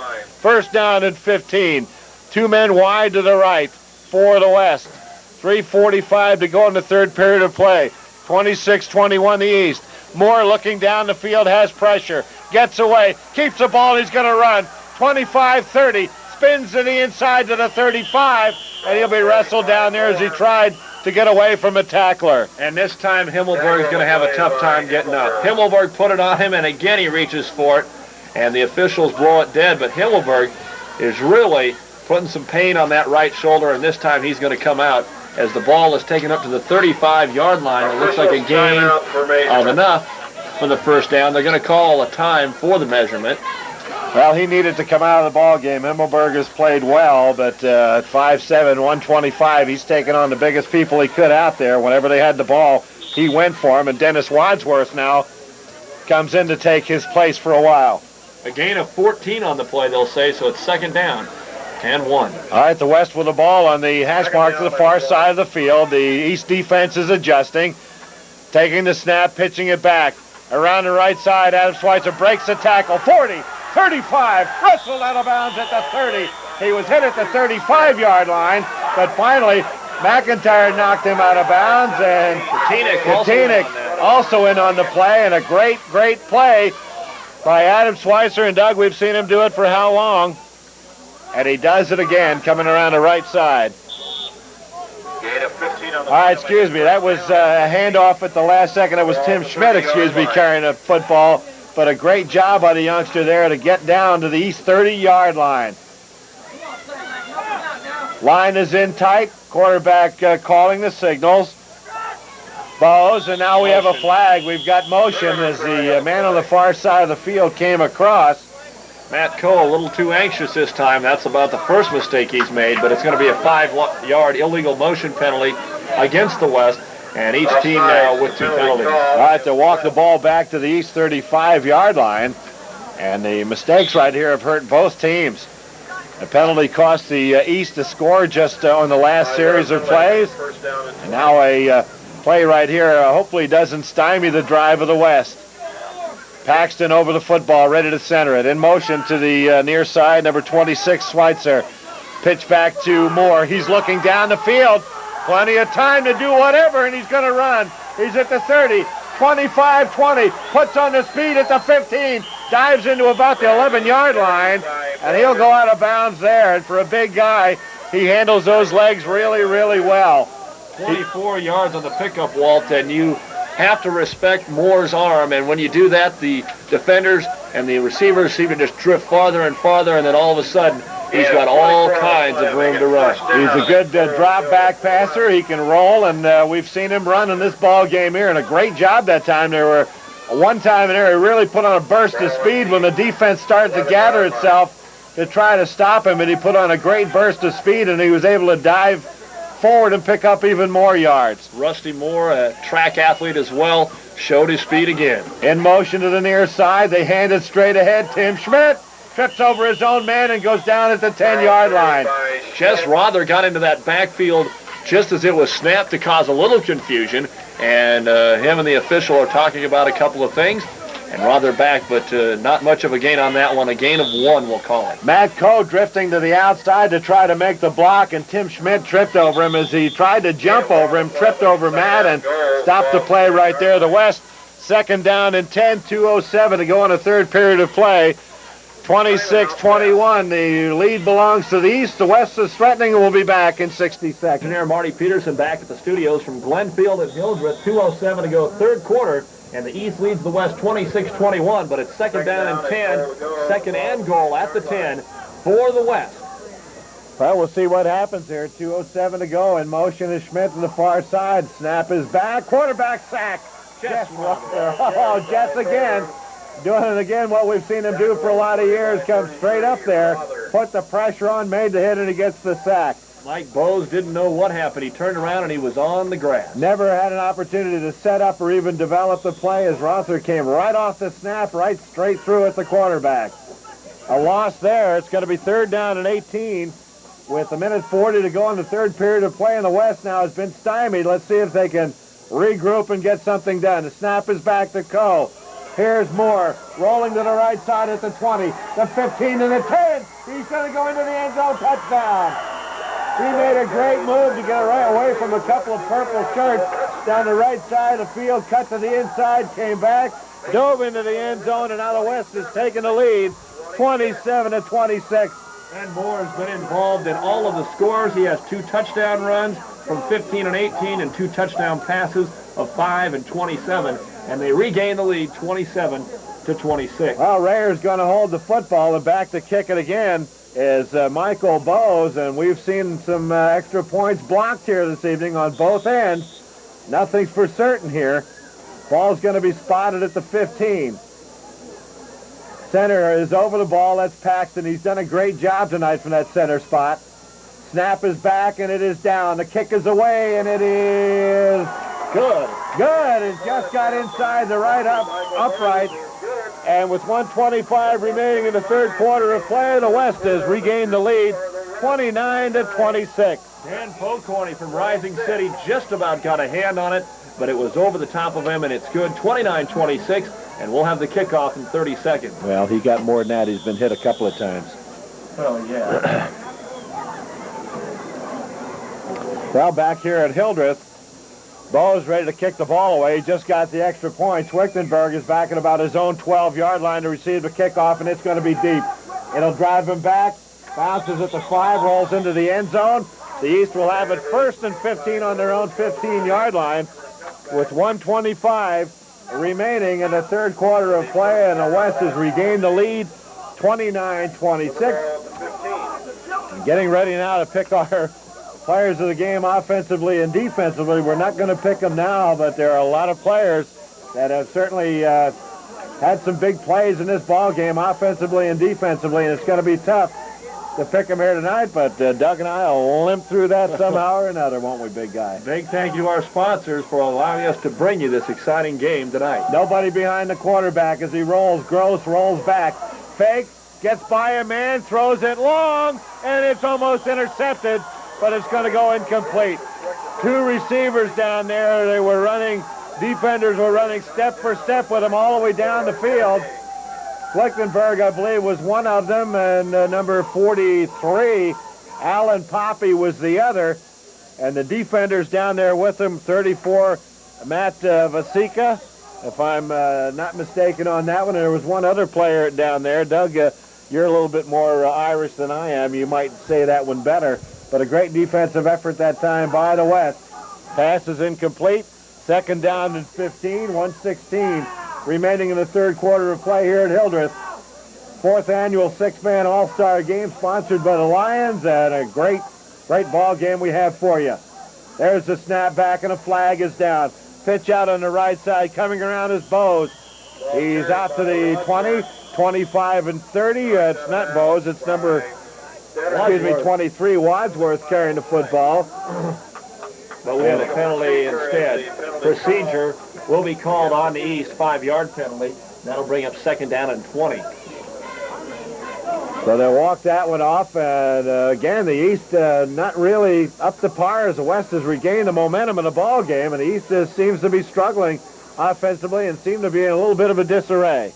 1 penalty was all we had in the first half. We now have 4 here in the third quarter. The East has 3 penalties for a total of 20. The West 2 penalties for a total of 10 yards. All right, great. Here we go as the huddle for the East. They're back in their own end zone trying to get out of here. Nothing working for them offensively and defensively working to perfection for the West. The East will send 2 men out wide to the left side. 29 Schwengel, 33 Rother. Schwengel in motion. Schwenkenberg coming around the right side, can't get anywhere. Dives, pushes, fights his way out to about the 17. Schlichtenberg, that is, excuse me, finally ends up at about the 17 or 18-yard line. Bantam and Holbrook in on the tackle there. Bantam from Orleans finishing things off after Holbrook got a hand on him. And Schlichtenberg really, he went around the left side, excuse me. I'm getting my right and left mixed up here, but he really had no place to go, and he stepped to the inside, picked up some yards when he could have been down at the line of scrimmage. It's got to be 3rd and 13 now for the East. They've been in this end of the field for a long time now. Snap from the center, rolling to the right side. Gross looking deep, has to get away from a man. Can't set up, finally throws it on the run. Flichtenberg wide open at the 40 with it. 35-30. Flag is down in the backfield. 25-20 inside to the 15. But it's going to come back, Walt. It's going to come back. There's 2 flags back there, and at least one of them is for an illegal forward pass. They say that he was past the line of scrimmage when he threw it, and it looks as if he might have been just about 1 step over the line of scrimmage. So they're going to bring the ball back. Well, the linesman right there had it eyeballed, and when he moved out there, you could see that's what was going to happen. And a tough break there for the East, as they really got a great play underway that time. And again, the big guy, Flichtenberg, 5'11", 218 from Rising City, made the clean catch in the open field and went down to a 15-yard line to the west, and he's going to walk all the way back. You very rarely see anything illegal in 6-man football, but that one right there was a penalty, and it's going to be a 5-yard penalty on the play, pushing the ball back to the 14-yard line. Knocked about a 40-yard play in the head, and now the East is going to have to try to do something here. 1 second remaining. 29-26, the West with the lead. And now a whole host of players for both teams will come back into the game. It's also a loss of down, so that makes it 4th down. And it is 4th down, and they're going to have to... That's the end of the quarter. That's it. They're just going to end it right there. So with 12 minutes of football remaining in a 6-man all-star game here at Hildreth, the West leads as we go into the 4th period of play, 29-26. And we'll be back with a kickoff in 60 seconds. The West has taken the lead, and they have not won an all-star game yet. They're in pretty good position here right at this moment, but there are 12 minutes of football remaining. And as we get ready now for the 4th quarter of play with the play-by-play of the final 12 minutes, here's Doug Duda. Okay, thank you very much, Walt. 4th and 17, they'll punt it away, and it's a boomer. He gets it back to the 30-yard line and is fumbled. The ball's still loose, finally picked up by Rayer. He avoids the tackle. He's to the 30, the 35, 40. He cuts back left side, 35, now down the sideline, 30, 25, and wrestled out of bounds at the 22-yard line. And that ball was punted from the 14 all the way across to about the 28-yard line. So 12 and 26, we're looking at about 38, Walt. 38-yard punt and a great return by Rayer. 25-yard line. And it's going to be 1st down at 15 for the West. And, Doug, they've got the feeling right now. They're going to try to get down here and score right away and take command of the game again if they can. Dan Rayer has played a very good second half as the pitchback goes to Moore. He's chased by McKay again. It gets away, goes to the 20, the 15, the 10, and out of bounds he goes, forcing him out, Jess Rother. And we've heard a lot from Rother and McKay this evening. They have to be considered for the MVP tonight as well, and that's going to be a very tough decision, but we'll have the most valuable players from each of the teams at the end of the game, and Rusty Moore is playing very well for the West as he picks up another 1st down. It looks like a gain of about, how much, Walt? He's gained about 7 yards, but he went a lot further than that. He got 15 yards out of it is what he's got. So 1st and goal down at the 8. The pitch back from Coe to Moore looking to pass. A loft into the end zone. Touchdown. Into the hands. And we're trying to pick the number up for you as he gets out from behind the pole. The number 20, Mike Bowes. That's the 2nd time they've hooked up. An 8-yard touchdown pass from Rusty Moore to Michael Bowes of Orleans makes the score 35-26 in favor of the West.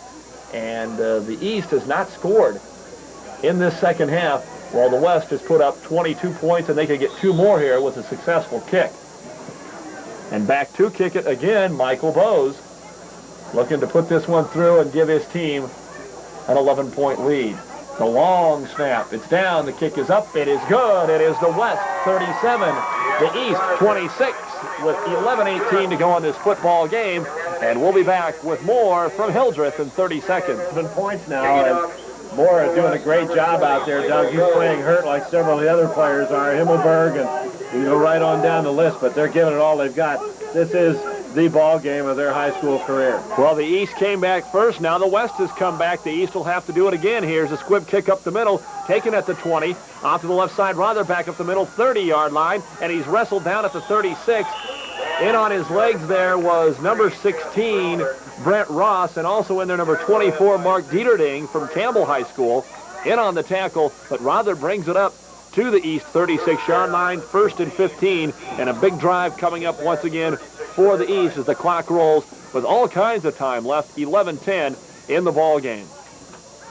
They're going to come over with a tight set, 3 men on the line, 2 in the backfield. They are the wallback men, Rother and Wadsworth. The quarterback fakes the pitch. He's got pressure in the backfield, avoids that, looking to pass. Again, he finally dumps it off here to Wadsworth at the 40, left side 35, to the 30, cuts a tackle out to the 25 and wrestles his way down to the 23 as Wadsworth waved through tackles and traffic as Rother made a good block there, and Leo Haggerty came up with a good block to allow him to spring out there for the first down. It's a 17 and 21-yard gain on the play. And it looks like it's our time to try and pick some offensive and defensive players of the game. What do we got to do here? 23-yard line. And let's go ahead and do this right now as we look at one more play here. First down and goal. And here's the pitch back on the reverse to Wadsworth, 25-20 to the 15 and down at the 12-yard line. And if the East makes a comeback here, who knows who our players of the game might be this evening. So another good pickup on that one. It's going to be a pickup of about 9 on the play. We'll call it 2nd down and 6.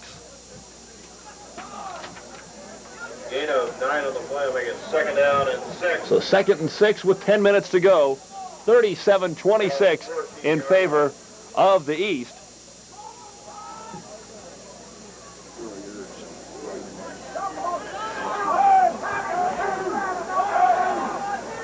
Spread formation. Gross pitches it back there to Rother. Breaks a tackle, looking to pass. Now he'll run it up 10, 5, and there's 2 flags down on the play, and I think we might have a hold and we'll have to bring it back. But he kind of shucked and jived and got it by him there, and that's the way things are going to look as we are going to wait and see what the official has for us. Are we supposed to mark 2 or what?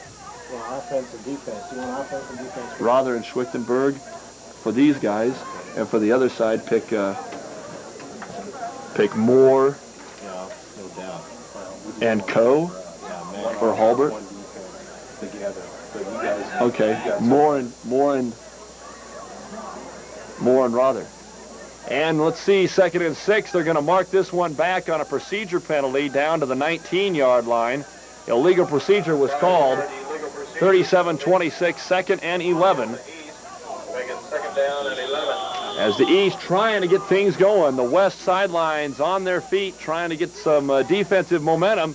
Here's the pitch back to Rother. On the reverse, he's knocked down, and on his knee he goes. As he tried to cut, the feet went out from under him.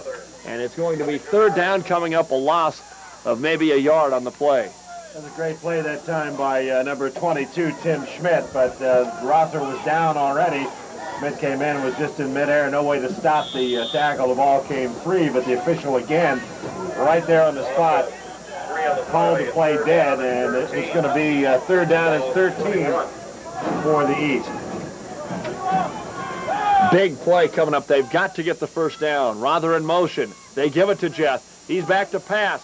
He's fading back. He's back at his own 35. He's almost sacked, breaks away, drops the ball. It's fumbled, and it is recovered by the West.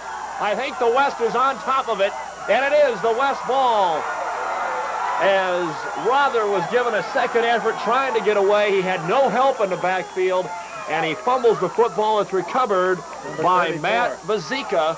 Vazika, again with a big defensive play in the backfield out of Lodgepole, recovers it at the West 34-yard line, and they avert a big one there as the East was all the way down to the 11, and the West finally gets the ball at the 34. Oh, great play at both sides of that ball, and we're certainly not for one team or the other, but it's just great, great play, and it's good to see these players out here giving it all. They've got a tremendous effort by Rother to try to keep the ball under control. Finally had it stripped out, and Vasika jumping on the ball just before it went out of bounds for the West to recover it. Brent Ross also in the backfield on that one was the first man he got away from as Dusty Paxton comes over the ball. The West isn't done yet. No lead is safe in 6-man ball as they're out of the spread formation. Here's the pitch back to Schmidt, 30-35. Got the tackle, and Wadsworth will wrestle him out of bounds just across midfield at the 39-yard line. A pickup of 6 on the play, 2nd down and 9 And the action right now pretty fast and furious on both sides. But the East has to make a big defensive stand here and stop the West if they hope to come away with a victory here tonight.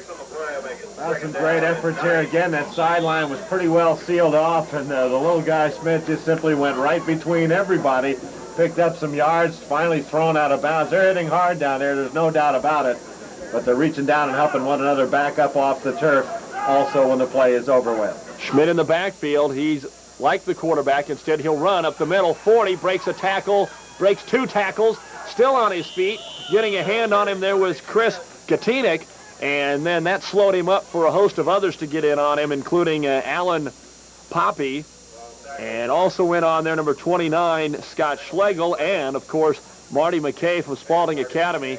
McKay has played some great defense. Well, they've all played. Everybody that's been on that field has contributed in one way or another. Schmidt coming out now, and I'll tell you, he's not a very big guy. They list him here at, 155, and with a drink of water, he can jump to about 180 if he takes a big enough drink there, but the little guy gives everything he's got on every play.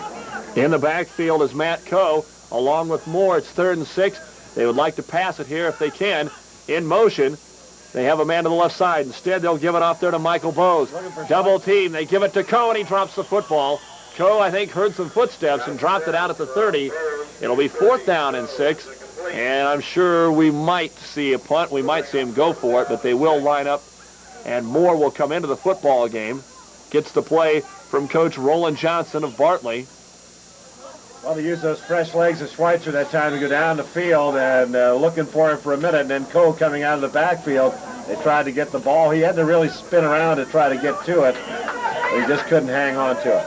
Schweitzer and Long on the left side. Moore getting some instructions. Here is the snap on 4th and 6, and they will not quick kick it. Moore dumps it off, but he throws it behind the intended receiver. That was Dusty Paxton, his teammate from McPherson County, but incomplete. That would have been enough for the 1st down, but he threw it behind him, and instead, now here comes the East. They need 2 scores. One of them could be a field goal. That would be enough. They trail 37-26. Still a lot of time, 7:08, but the East needs to get it close and try and get some scores on this opportunity. The East will have the football 1st and 15 at their own 36-yard line. And into the ball game, we have Monty McIntyre from Greeley. Leo Haggerty is the center.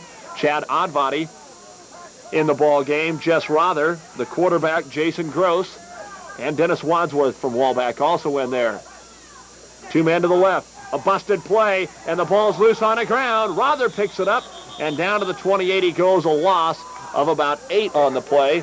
And Coach Johnson hoping that they would jump on that one, but didn't, and he's yelling some instructions at his players as they are going to instead call this an incomplete pass, it looks like. The lineman came in and said no, it was a forward pass, so an incomplete pass. They will not lose any yardage. It will just stay 2nd and 15. Well, the big guy's coming back in again for the East. Schwichtenberg coming into the ball game, and it's interesting now to see what kind of a play selection the East wants to use. They're going to try to go for the big play. They've shown us a lot of motion on this first play from the line of scrimmage. Let's see what they decide to do here as they split 2 men wide to the right side. McIntyre and Schwichtenberg. Now Schwichtenberg in motion. They're going to pitch it to him. Schwichtenberg looking to go back to his quarterback. Here's a lot that's going to be picked off by Holbrook. No, it's into the hands of Jason Gross. He underthrew the ball. Holbrook leapt as high as he could. And for Randy Holbrook, he's only 5'7". It slipped right off the top of his fingertips. Gross caught it and took it down to the West 28-yard line for a 1st down on the play. So a bit of luck there for the East. I'll tell you, and Gross did a great job. You talk about awareness of where you are on the field. He knew exactly where he was at. He made the catch over the top of Holbrook, turned and dove forward, and that dive is what got him the 1st down. And he keeps the drive alive here. Now the East is inside the West territory at the 28-yard line. 2 men wide to the left. Quarterback is Gross. He'll get the pitch from Wadsworth. Gross rolling to his left, rolling, looking deep, firing deep. Down the middle of the field, incomplete. Great defensive play by Matt Vasika, trying to get it into the hands again of Chad Odvati, who has already caught 2 touchdown passes, but he let it all hang out there trying to get the quick score. Instead, Vasika broke it up at the last moment. Well, last two passes for Gross have been incomplete, but before that, he nailed 5 out of 6. And now he's 0 for 2 in the passing in this series. Let's see what he does. You're listening to the six-man all-star football game on KNLV FM, Ord, Nebraska. Doug Duda along with Walt Smith and Hildreth, 2nd and 15. Here's a straight snap, a quick swing, and it's going to be incomplete. Swinging it out there to Scott Schlegel. It was just way out in front of him, and Scott had no chance. And Doug, the East now has that look of confusion about them. They're not sure what they're doing on the offense, and let's credit the defense of the West for making some of that happen. But they played so well throughout most of the ball game, the East has, and now having some difficulty, some changes again. McIntyre's going to come in. Schlegel or Odvuddy's going to come out. And let's see if they try and get all 15 here or not. Maybe a quick little 8-yard dump pass, see if they can pick off some more. Right side, here comes McIntyre and Schlegel. Wadsworth pitches it back to Gross. Rolls around, being chased by Galloway. Throws it across the field. Wadsworth is open, 25-20. Cuts back, and if he don't go down, he's got a lot of running room, 20, but he does go down. It was just so slick that he lost his footing twice and couldn't get any more yards as he finally is pulled down at the 19-yard line, and it's not enough for the first, but it does bring up 4th and about 4, we might call it, 4th and 5 maybe on the play. About a 5-yard gain on that one. He ran about 18 or 19 yards, but ended up with about a 5-yard gain, and now it looks like we're going to have what? We'll call it a 10-yard gain and 4th and 5 coming up, but we have a timeout called as the East needs to pick up the first down with 5:51 to go in the fourth quarter. It is the West 37, the East 26, 4th and 5 facing the East. When we come back after this, West, I want to mention the Lodgepole cheerleaders are here for the East tonight. So thank you to those gals from spending their Saturday night and working and watching the football game here as it's 4th down and 5. The East on the offense, they have to get the first down. 4th and 5. On the left side is Schlegel. On the right side, McIntyre. Over center, Haggerty. Looks like Wadsworth and Rother, the running backs, and the quarterback, Gross. To Wadsworth, the pitch back to Gross. Looking to pass. Big rush from Galloway. Here comes Ross. Here's the throw over to Wadsworth. 20, 15. He fights his way out for the first down to the 10, and we have a flag on the end of the play. So a big flag here. What is going to be called? Wadsworth dove up to the 9, and a flag was thrown then. And it looks like a face mask is what the umpire is going to come in and say. And it is a face mask on the end of the play by the West. So that'll move the ball from the 9 to just inside the 5-yard line, half the distance.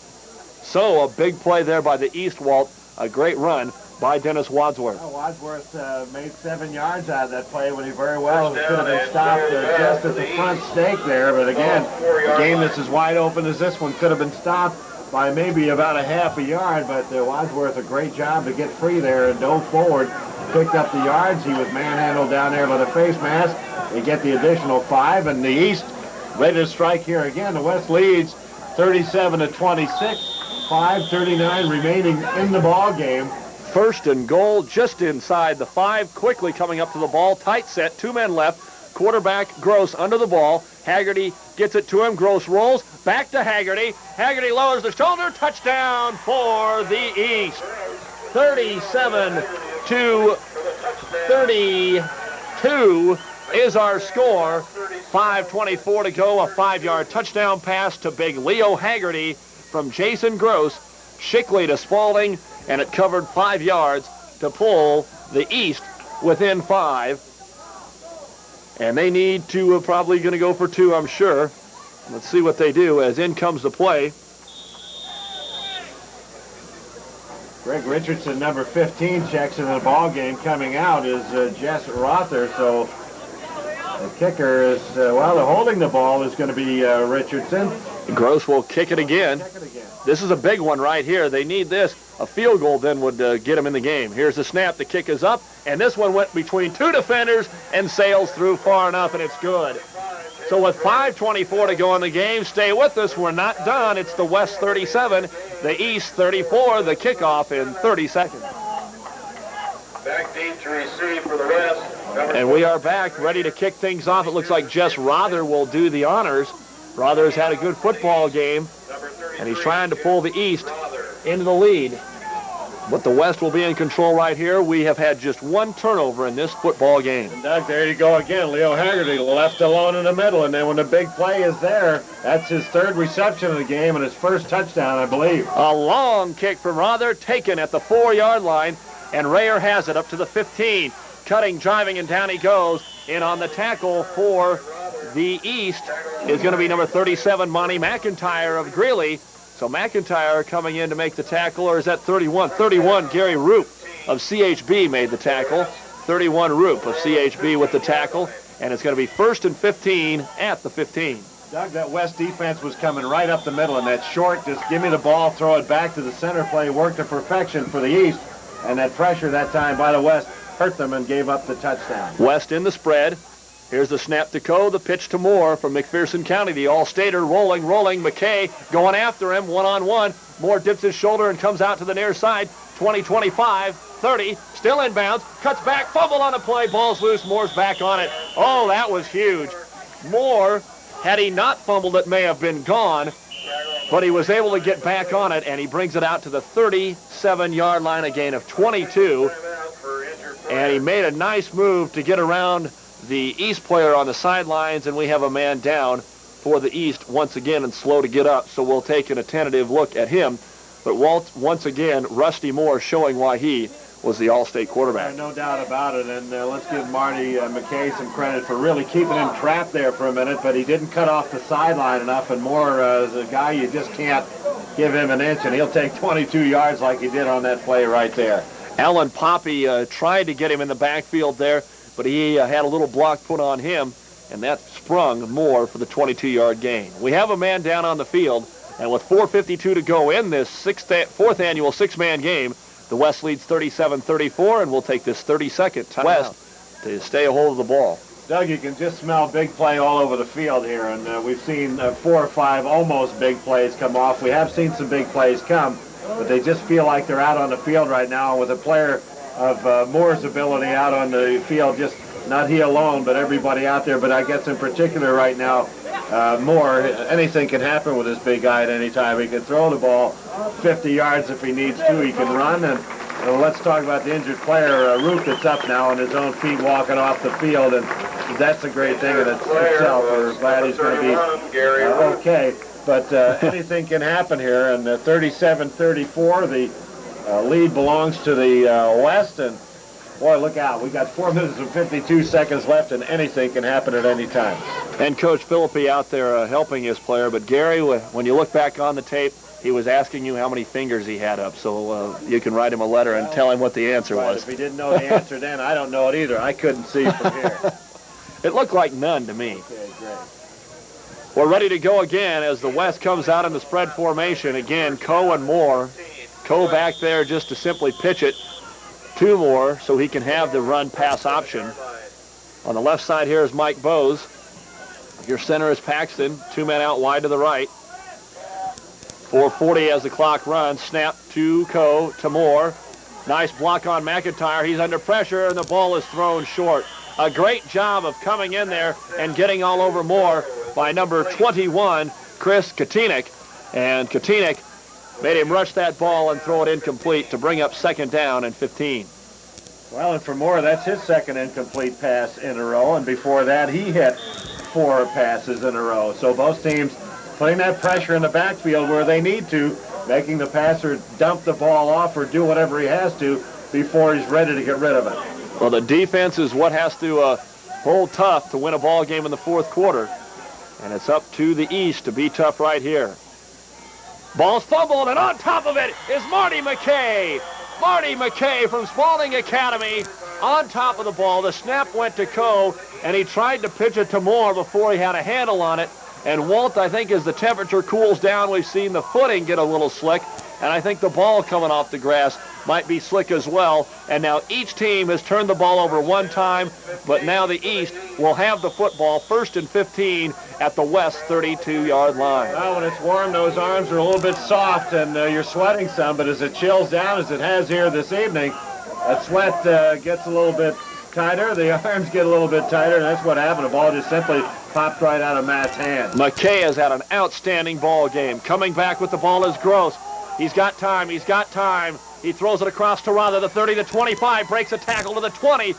15, he's going to be short, and he's wrestled down there by Mark Dieterding and by Brent Ross. Doug, there's a flag down. It's going to be a matter of the spot is going to give the first down to the east. And we have another face mask is indicated. That's the second face masking penalty on the west, and that's going to tack on some more yardage. But Rather just lowered his shoulder. Ross held him up, and Dieterding from Campbell came in and finished him off. But it's another first down, as the third quarter was all west. The fourth quarter so far has been the east. A great run that time as the field was really getting a little bit shorter and able to weave their way through there, pick up the first down. And it's going to be first down and goal for the east, and the ball will be spotted at about the, looks like, let's call it the 7-yard line of the west. McIntyre in for Schlegel. A lot of time to go, even if the east does score. 3:56, 37-34 west. First and goal, we'll call it at about between the 7 and 8. Haggerty over the ball, snaps it back to Gross.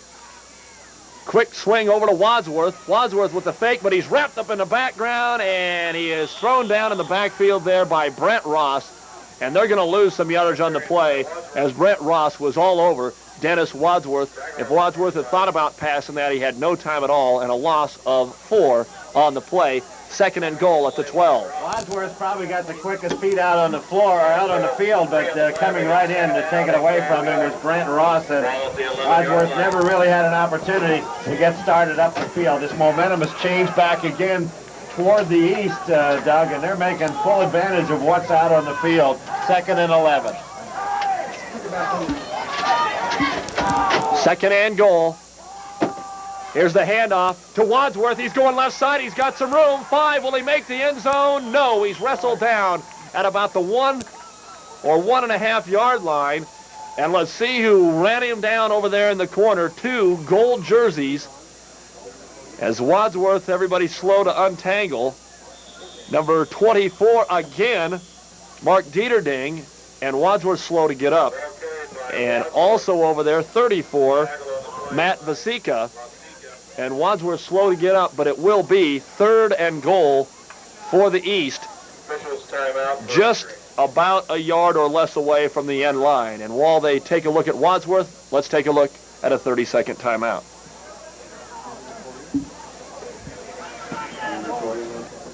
And they're going to put him back down. He looks to be in a little bit of pain. So far, everyone's got up. Randy Carlock got injured in practice. That's been our only injury of any proportion this week. He broke his leg, and it sounds like 4 to 6 weeks for him in a cast, so we wish him the best of luck. But right now, Wadsworth, it looks like they are looking at a knee or a leg over there is what they're working on. 2:45 to go. When we come back to action, it'll be third and less than a yard for the touchdown. 37-34 right now in favor of the West. A big thank you to all of our sponsors from around the KNLV listening area. Proud to be a sponsor for tonight's game. Without you, we couldn't be here. Doug Doodle along with Walt Smith and Marty Peterson. And while we attend to Mr. Wadsworth, let's hear from some more of those sponsors during this timeout. Let's go. Give it to us. And we're back. The men are over the ball. Up the middle to Schwichtenberg. Is he in there? Is he in there? No, they've stopped him. Randy Holbrook all over him. Up dancing around making the tackle. Also on the bottom of that pile is number 22, Tim Schmidt. Travis Kemp right in the middle, too. And I'll tell you, those gold shirts are coming off the turf a little bit slow, but off the bottom of that pile, if we get his number, I think. Schmidt was in there as well. Right now, we've got some confusion as who's to come off, but they have plenty of time, does the West, as they're in the huddle. 4th and goal, the ball just outside the goal line. I'd give it to Schwichtenberg again. Schwichtenberg and Rother in the I formation. Here's the handoff, the pitch to Rother up the middle. Touchdown! Touchdown, Jess Rother for the East, and the East takes the lead 40-37 with just 1 minute and 49 seconds to go in the game. The signal came a little late, but one official got his hands up quickly. It was confirmed by the man on the far side, and Jess Rother punches it into the end zone. And 2 straight touchdowns, East 40, West 37, and the East trying to win the fourth. The four-man all-star games here tonight, and again, another big extra point. Remember, a field goal is worth 4 in six-man football. And right now, the East leads by 3, and Jason Gross, who's had one blocked and a couple nearly blocked, will be back there to kick with Guide Rock's Greg Richardson to do the holding. Schwichtenberg on the line to block, as is 39 Oadbuddy, as is Pokorny, and the other man out there, Scott Schlegel.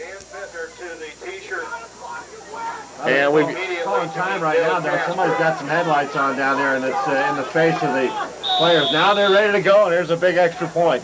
It is. Here we go. The snap, the placement's down, the kick is up, and it is good. 42-37 in favor of the East. And we'll be back with the final 149 of this football game from Hildreth after this 30-second timeout. It's been one of the best ones, Walt. Yes, it certainly has, and I'll tell you, the momentum has changed back and forth so many times, it's unbelievable.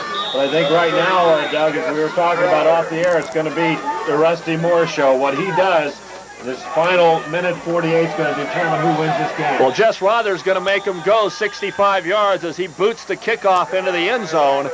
So the West will have 65 yards to go. They get it 1st and 15 at their own 15. They have a couple of timeouts remaining, and going out, we'll try and pick up the numbers. Michael Bowes is out there. Of course, Rusty Moore. Number 30, Matt Coe is into the football game. I'm sure Schmidt is in there. Schmidt is into the football game. 18 is your center. That's Dusty Paxson from McPherson County. Dan Rayer. And Dan Rayer. To the left. This guy's been quiet this ball game, but he's got some ability, or he wouldn't be here. Here it is. Coda Moore. 2 men rushing, looking to go deep. It's not there. Moore will take off running. 15-20. He's got a blocker. McKay is on him and tackles him and throws him out of bounds at the 24. So that's good for the West. They got out of bounds after a pickup of 10. That'll bring up 2nd down and 5 for the West. The clock stopped with 1:39. So that's going to be the big key. Moore has the speed. They're either going to send him deep and let Moore run, or if they don't get deep, then they're going to go ahead and pass it to him. It's a tough defensive stand here for the East as Rayer once again coming out to the near side. Doug, I'm going to think that this little guy's going to catch something here pretty soon. He's been staying in the middle. Let's see if he goes straight down the field and they throw it to him. I don't know. Schmidt this time gives it off to Moore. Looking deep, over the middle, complete. And there it is, 1st down to the 37-yard line, and call him Walt the Pollock, not to be confused with Jimmy the Greek, as he hits Dan Rayer for the 1st down at the 36. It's a pickup of 12 on the play.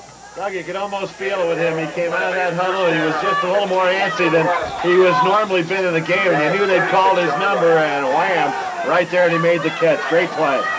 The sponsors, the listeners, the fans here, and there's a lot of them at the game tonight getting their money's worth.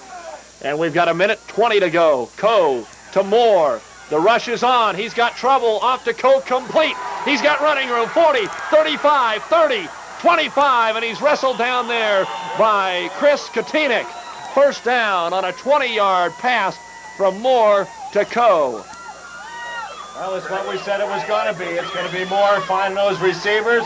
If they're not open, he's going to run it, and that East has a tough challenge in front of him right now. Again, the momentum swinging back, using the clock beautifully as the West. 1:03 left to go, 42-37. The East looks a little tired. They might burn a timeout after this play. Coe to Moore, under a minute, going to the end zone, and it is a touchdown!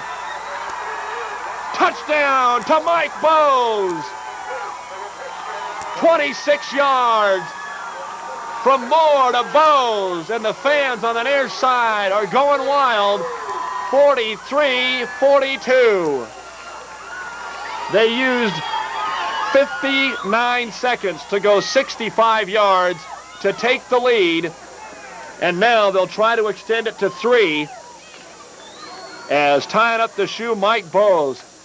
Bowes from Orleans and Rusty Moore from McPherson counties will be buds for years to come. They've hooked up 3 times tonight, at least 3 or 4. And we are ready for the extra point as the West takes the lead back. Here's the snap. It's high, but it's down. The kick is up, and it might have been blocked. It is good. It was partially blocked, but it went through the upright. So with 50 seconds to go, the West 45, the East 42. The East coming off a little dejected, but they can score in 50 seconds. They need a good run back of the kickoff, and we'll keep it here, Walt. 50 seconds to go, 45-42.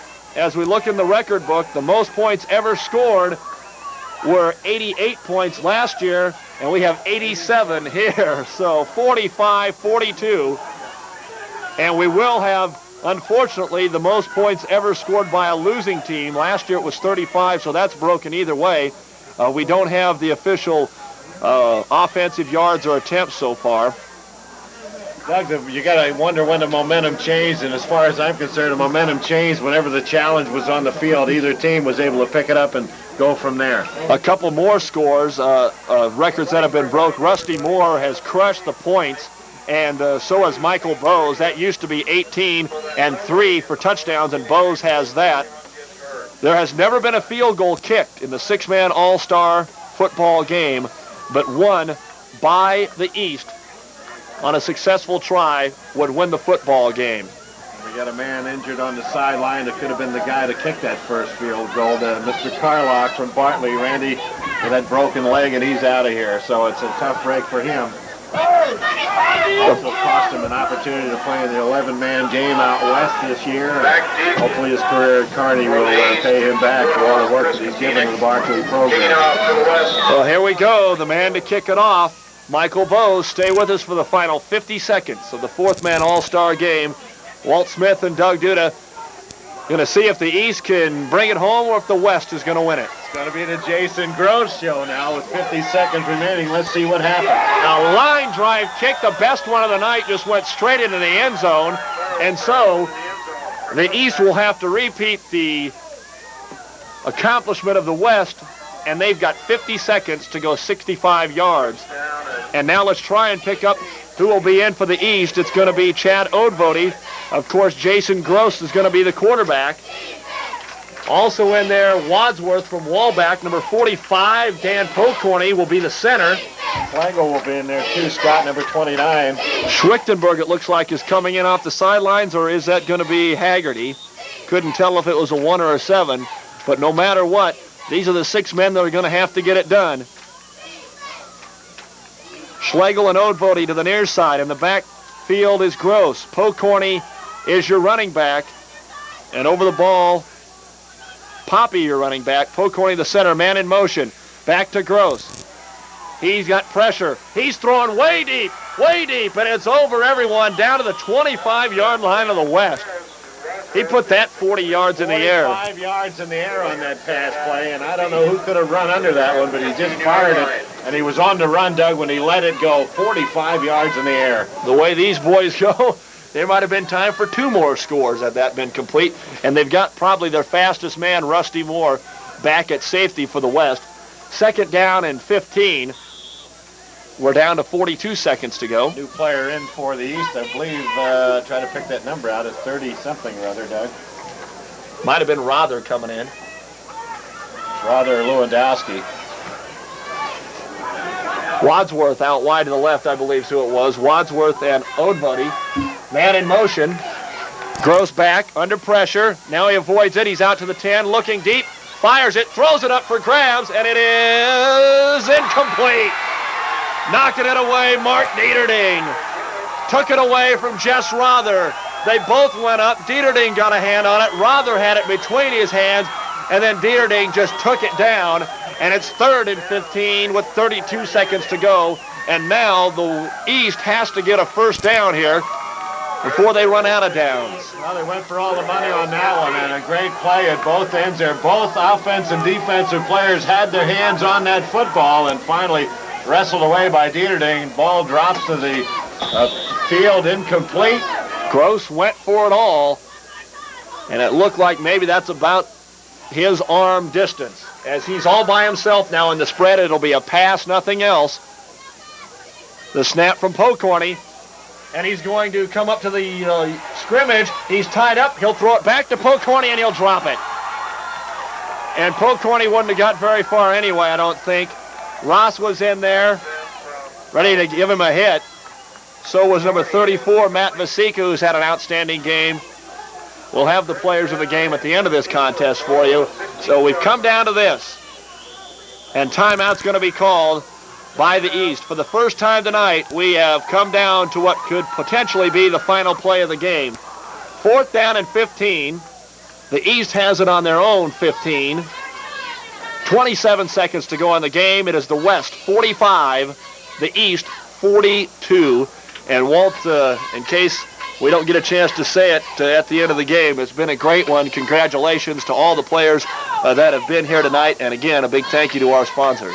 Oh, yeah, it's been a great night here at Hildreth, and this game has got a bright, bright future with just the 4 games we've seen here at Hildreth. As we've always said, we've been proud to be a part of the program here at Hildreth with the people that are behind the program here, the youngsters, the attitude of the fans and the coaches and everybody involved. 6-man football is finally gaining the respectability it should have had a long time ago. Gary Fisher, Brian Raymond, Jeff Smith, and everyone else, a big thank you to you folks for making our job as easy as it could possibly be and getting us set up here to enjoy this outstanding football game. Both teams played well enough to win tonight, Walt, but unless something big happens here, it looks like the West will finally win a game at the 6-man All-Star game and cut the deficit to 3-1. Well, they played really hard, and whoever wins this game tonight has certainly earned the victory, I'll tell you. Looks like Hail Mary time. 4 men to the left. It's up to Dan Pokorny to block and Jason Gross to throw. A man in motion. Here's the snap. Gross rolling, looking. He's got some time. And here comes the pressure. He'll throw it across the middle. It is caught. First down at the 40-yard line by Dan Pokorny. 16 seconds to go in the game. Across the 40, marked at the 39-yard line. But now the time is against them as they will call timeout here. The East is going to call timeout. Gary Philippi on the field. And a nice play by Pokorny. That was kind of a Rusty Moore type of play there. Everybody got deep enough that Pokorny skidded across the middle, caught it for a gain of 36 yards and got it out, or 26 yards, excuse me, and got it out to the 39 of the West. Timeout called. 16 seconds to go, 45-42, and we'll be back after this. Well, back here again at Hildreth, and we have 16 seconds remaining in this ball game. The West leads 45-42 over the East. The East has it first down and 15 at the 39-yard line of the West. Coach George Loof in front of us telling his players exactly what he wants them to do and not to do. But with the throwing arm of Jason Gross out there, he can fire the ball into the end zone, and let's see what happens. Should be time for 2, maybe 3 plays left in this football game. It worked last time, so the East is going to try it again. Everybody on the right side, except for your center Pokorny and your quarterback Gross. So he'll have to throw the football. He gets it. Looking for Rother to block. He does block. Running around. Time running down. 10, 9, 8, 7, 6. He better get rid of it. 5. This is going to be the last play of the game. Over the middle. Pokorny. 1. This game's over. They ran the clock out, and the West wins it. 45-42 over the East. They gained 10 on the final play of the game, but it's not enough. And the time ran out as lookout Roland Johnson gets the bucket. What an outstanding football game as the West wins their first ever 6-man All-Star, 45-42 over the East. And what a class bunch of gentlemen on the field here tonight, as everyone comes onto the field to congratulate both the West and the East. 45-42 is your final. We'll be listening for the MVPs of tonight's game, and we'll be back with the final thoughts after this 2-minute timeout.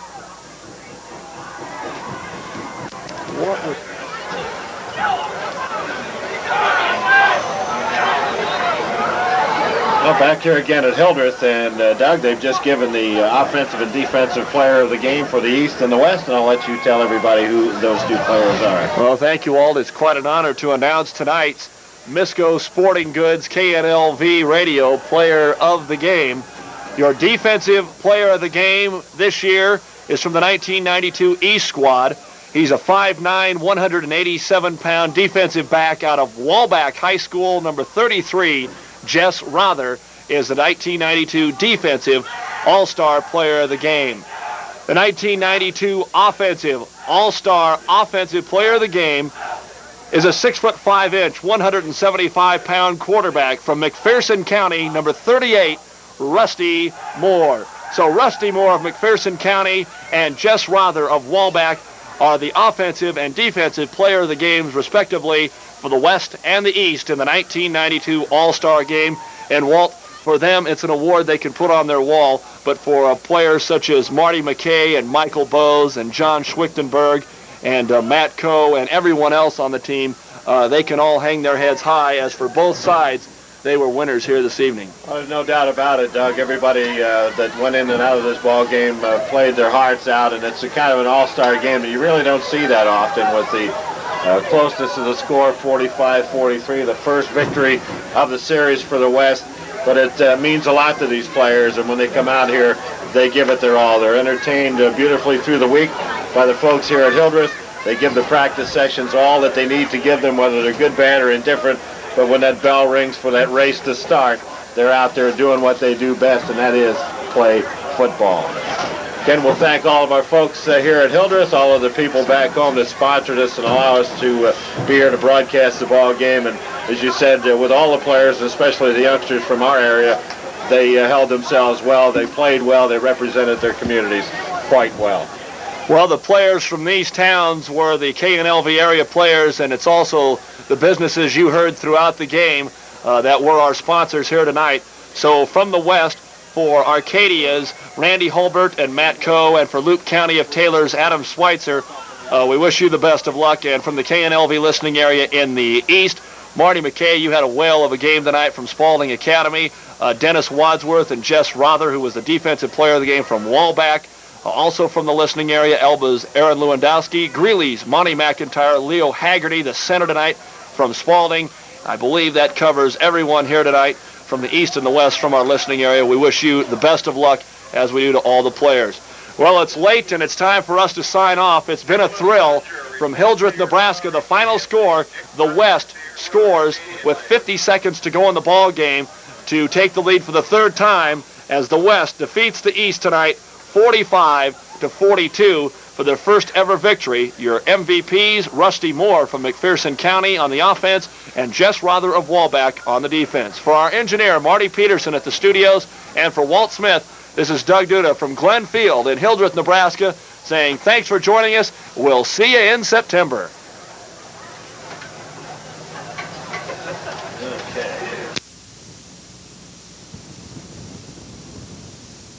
Yeah, go ahead and sign off, and then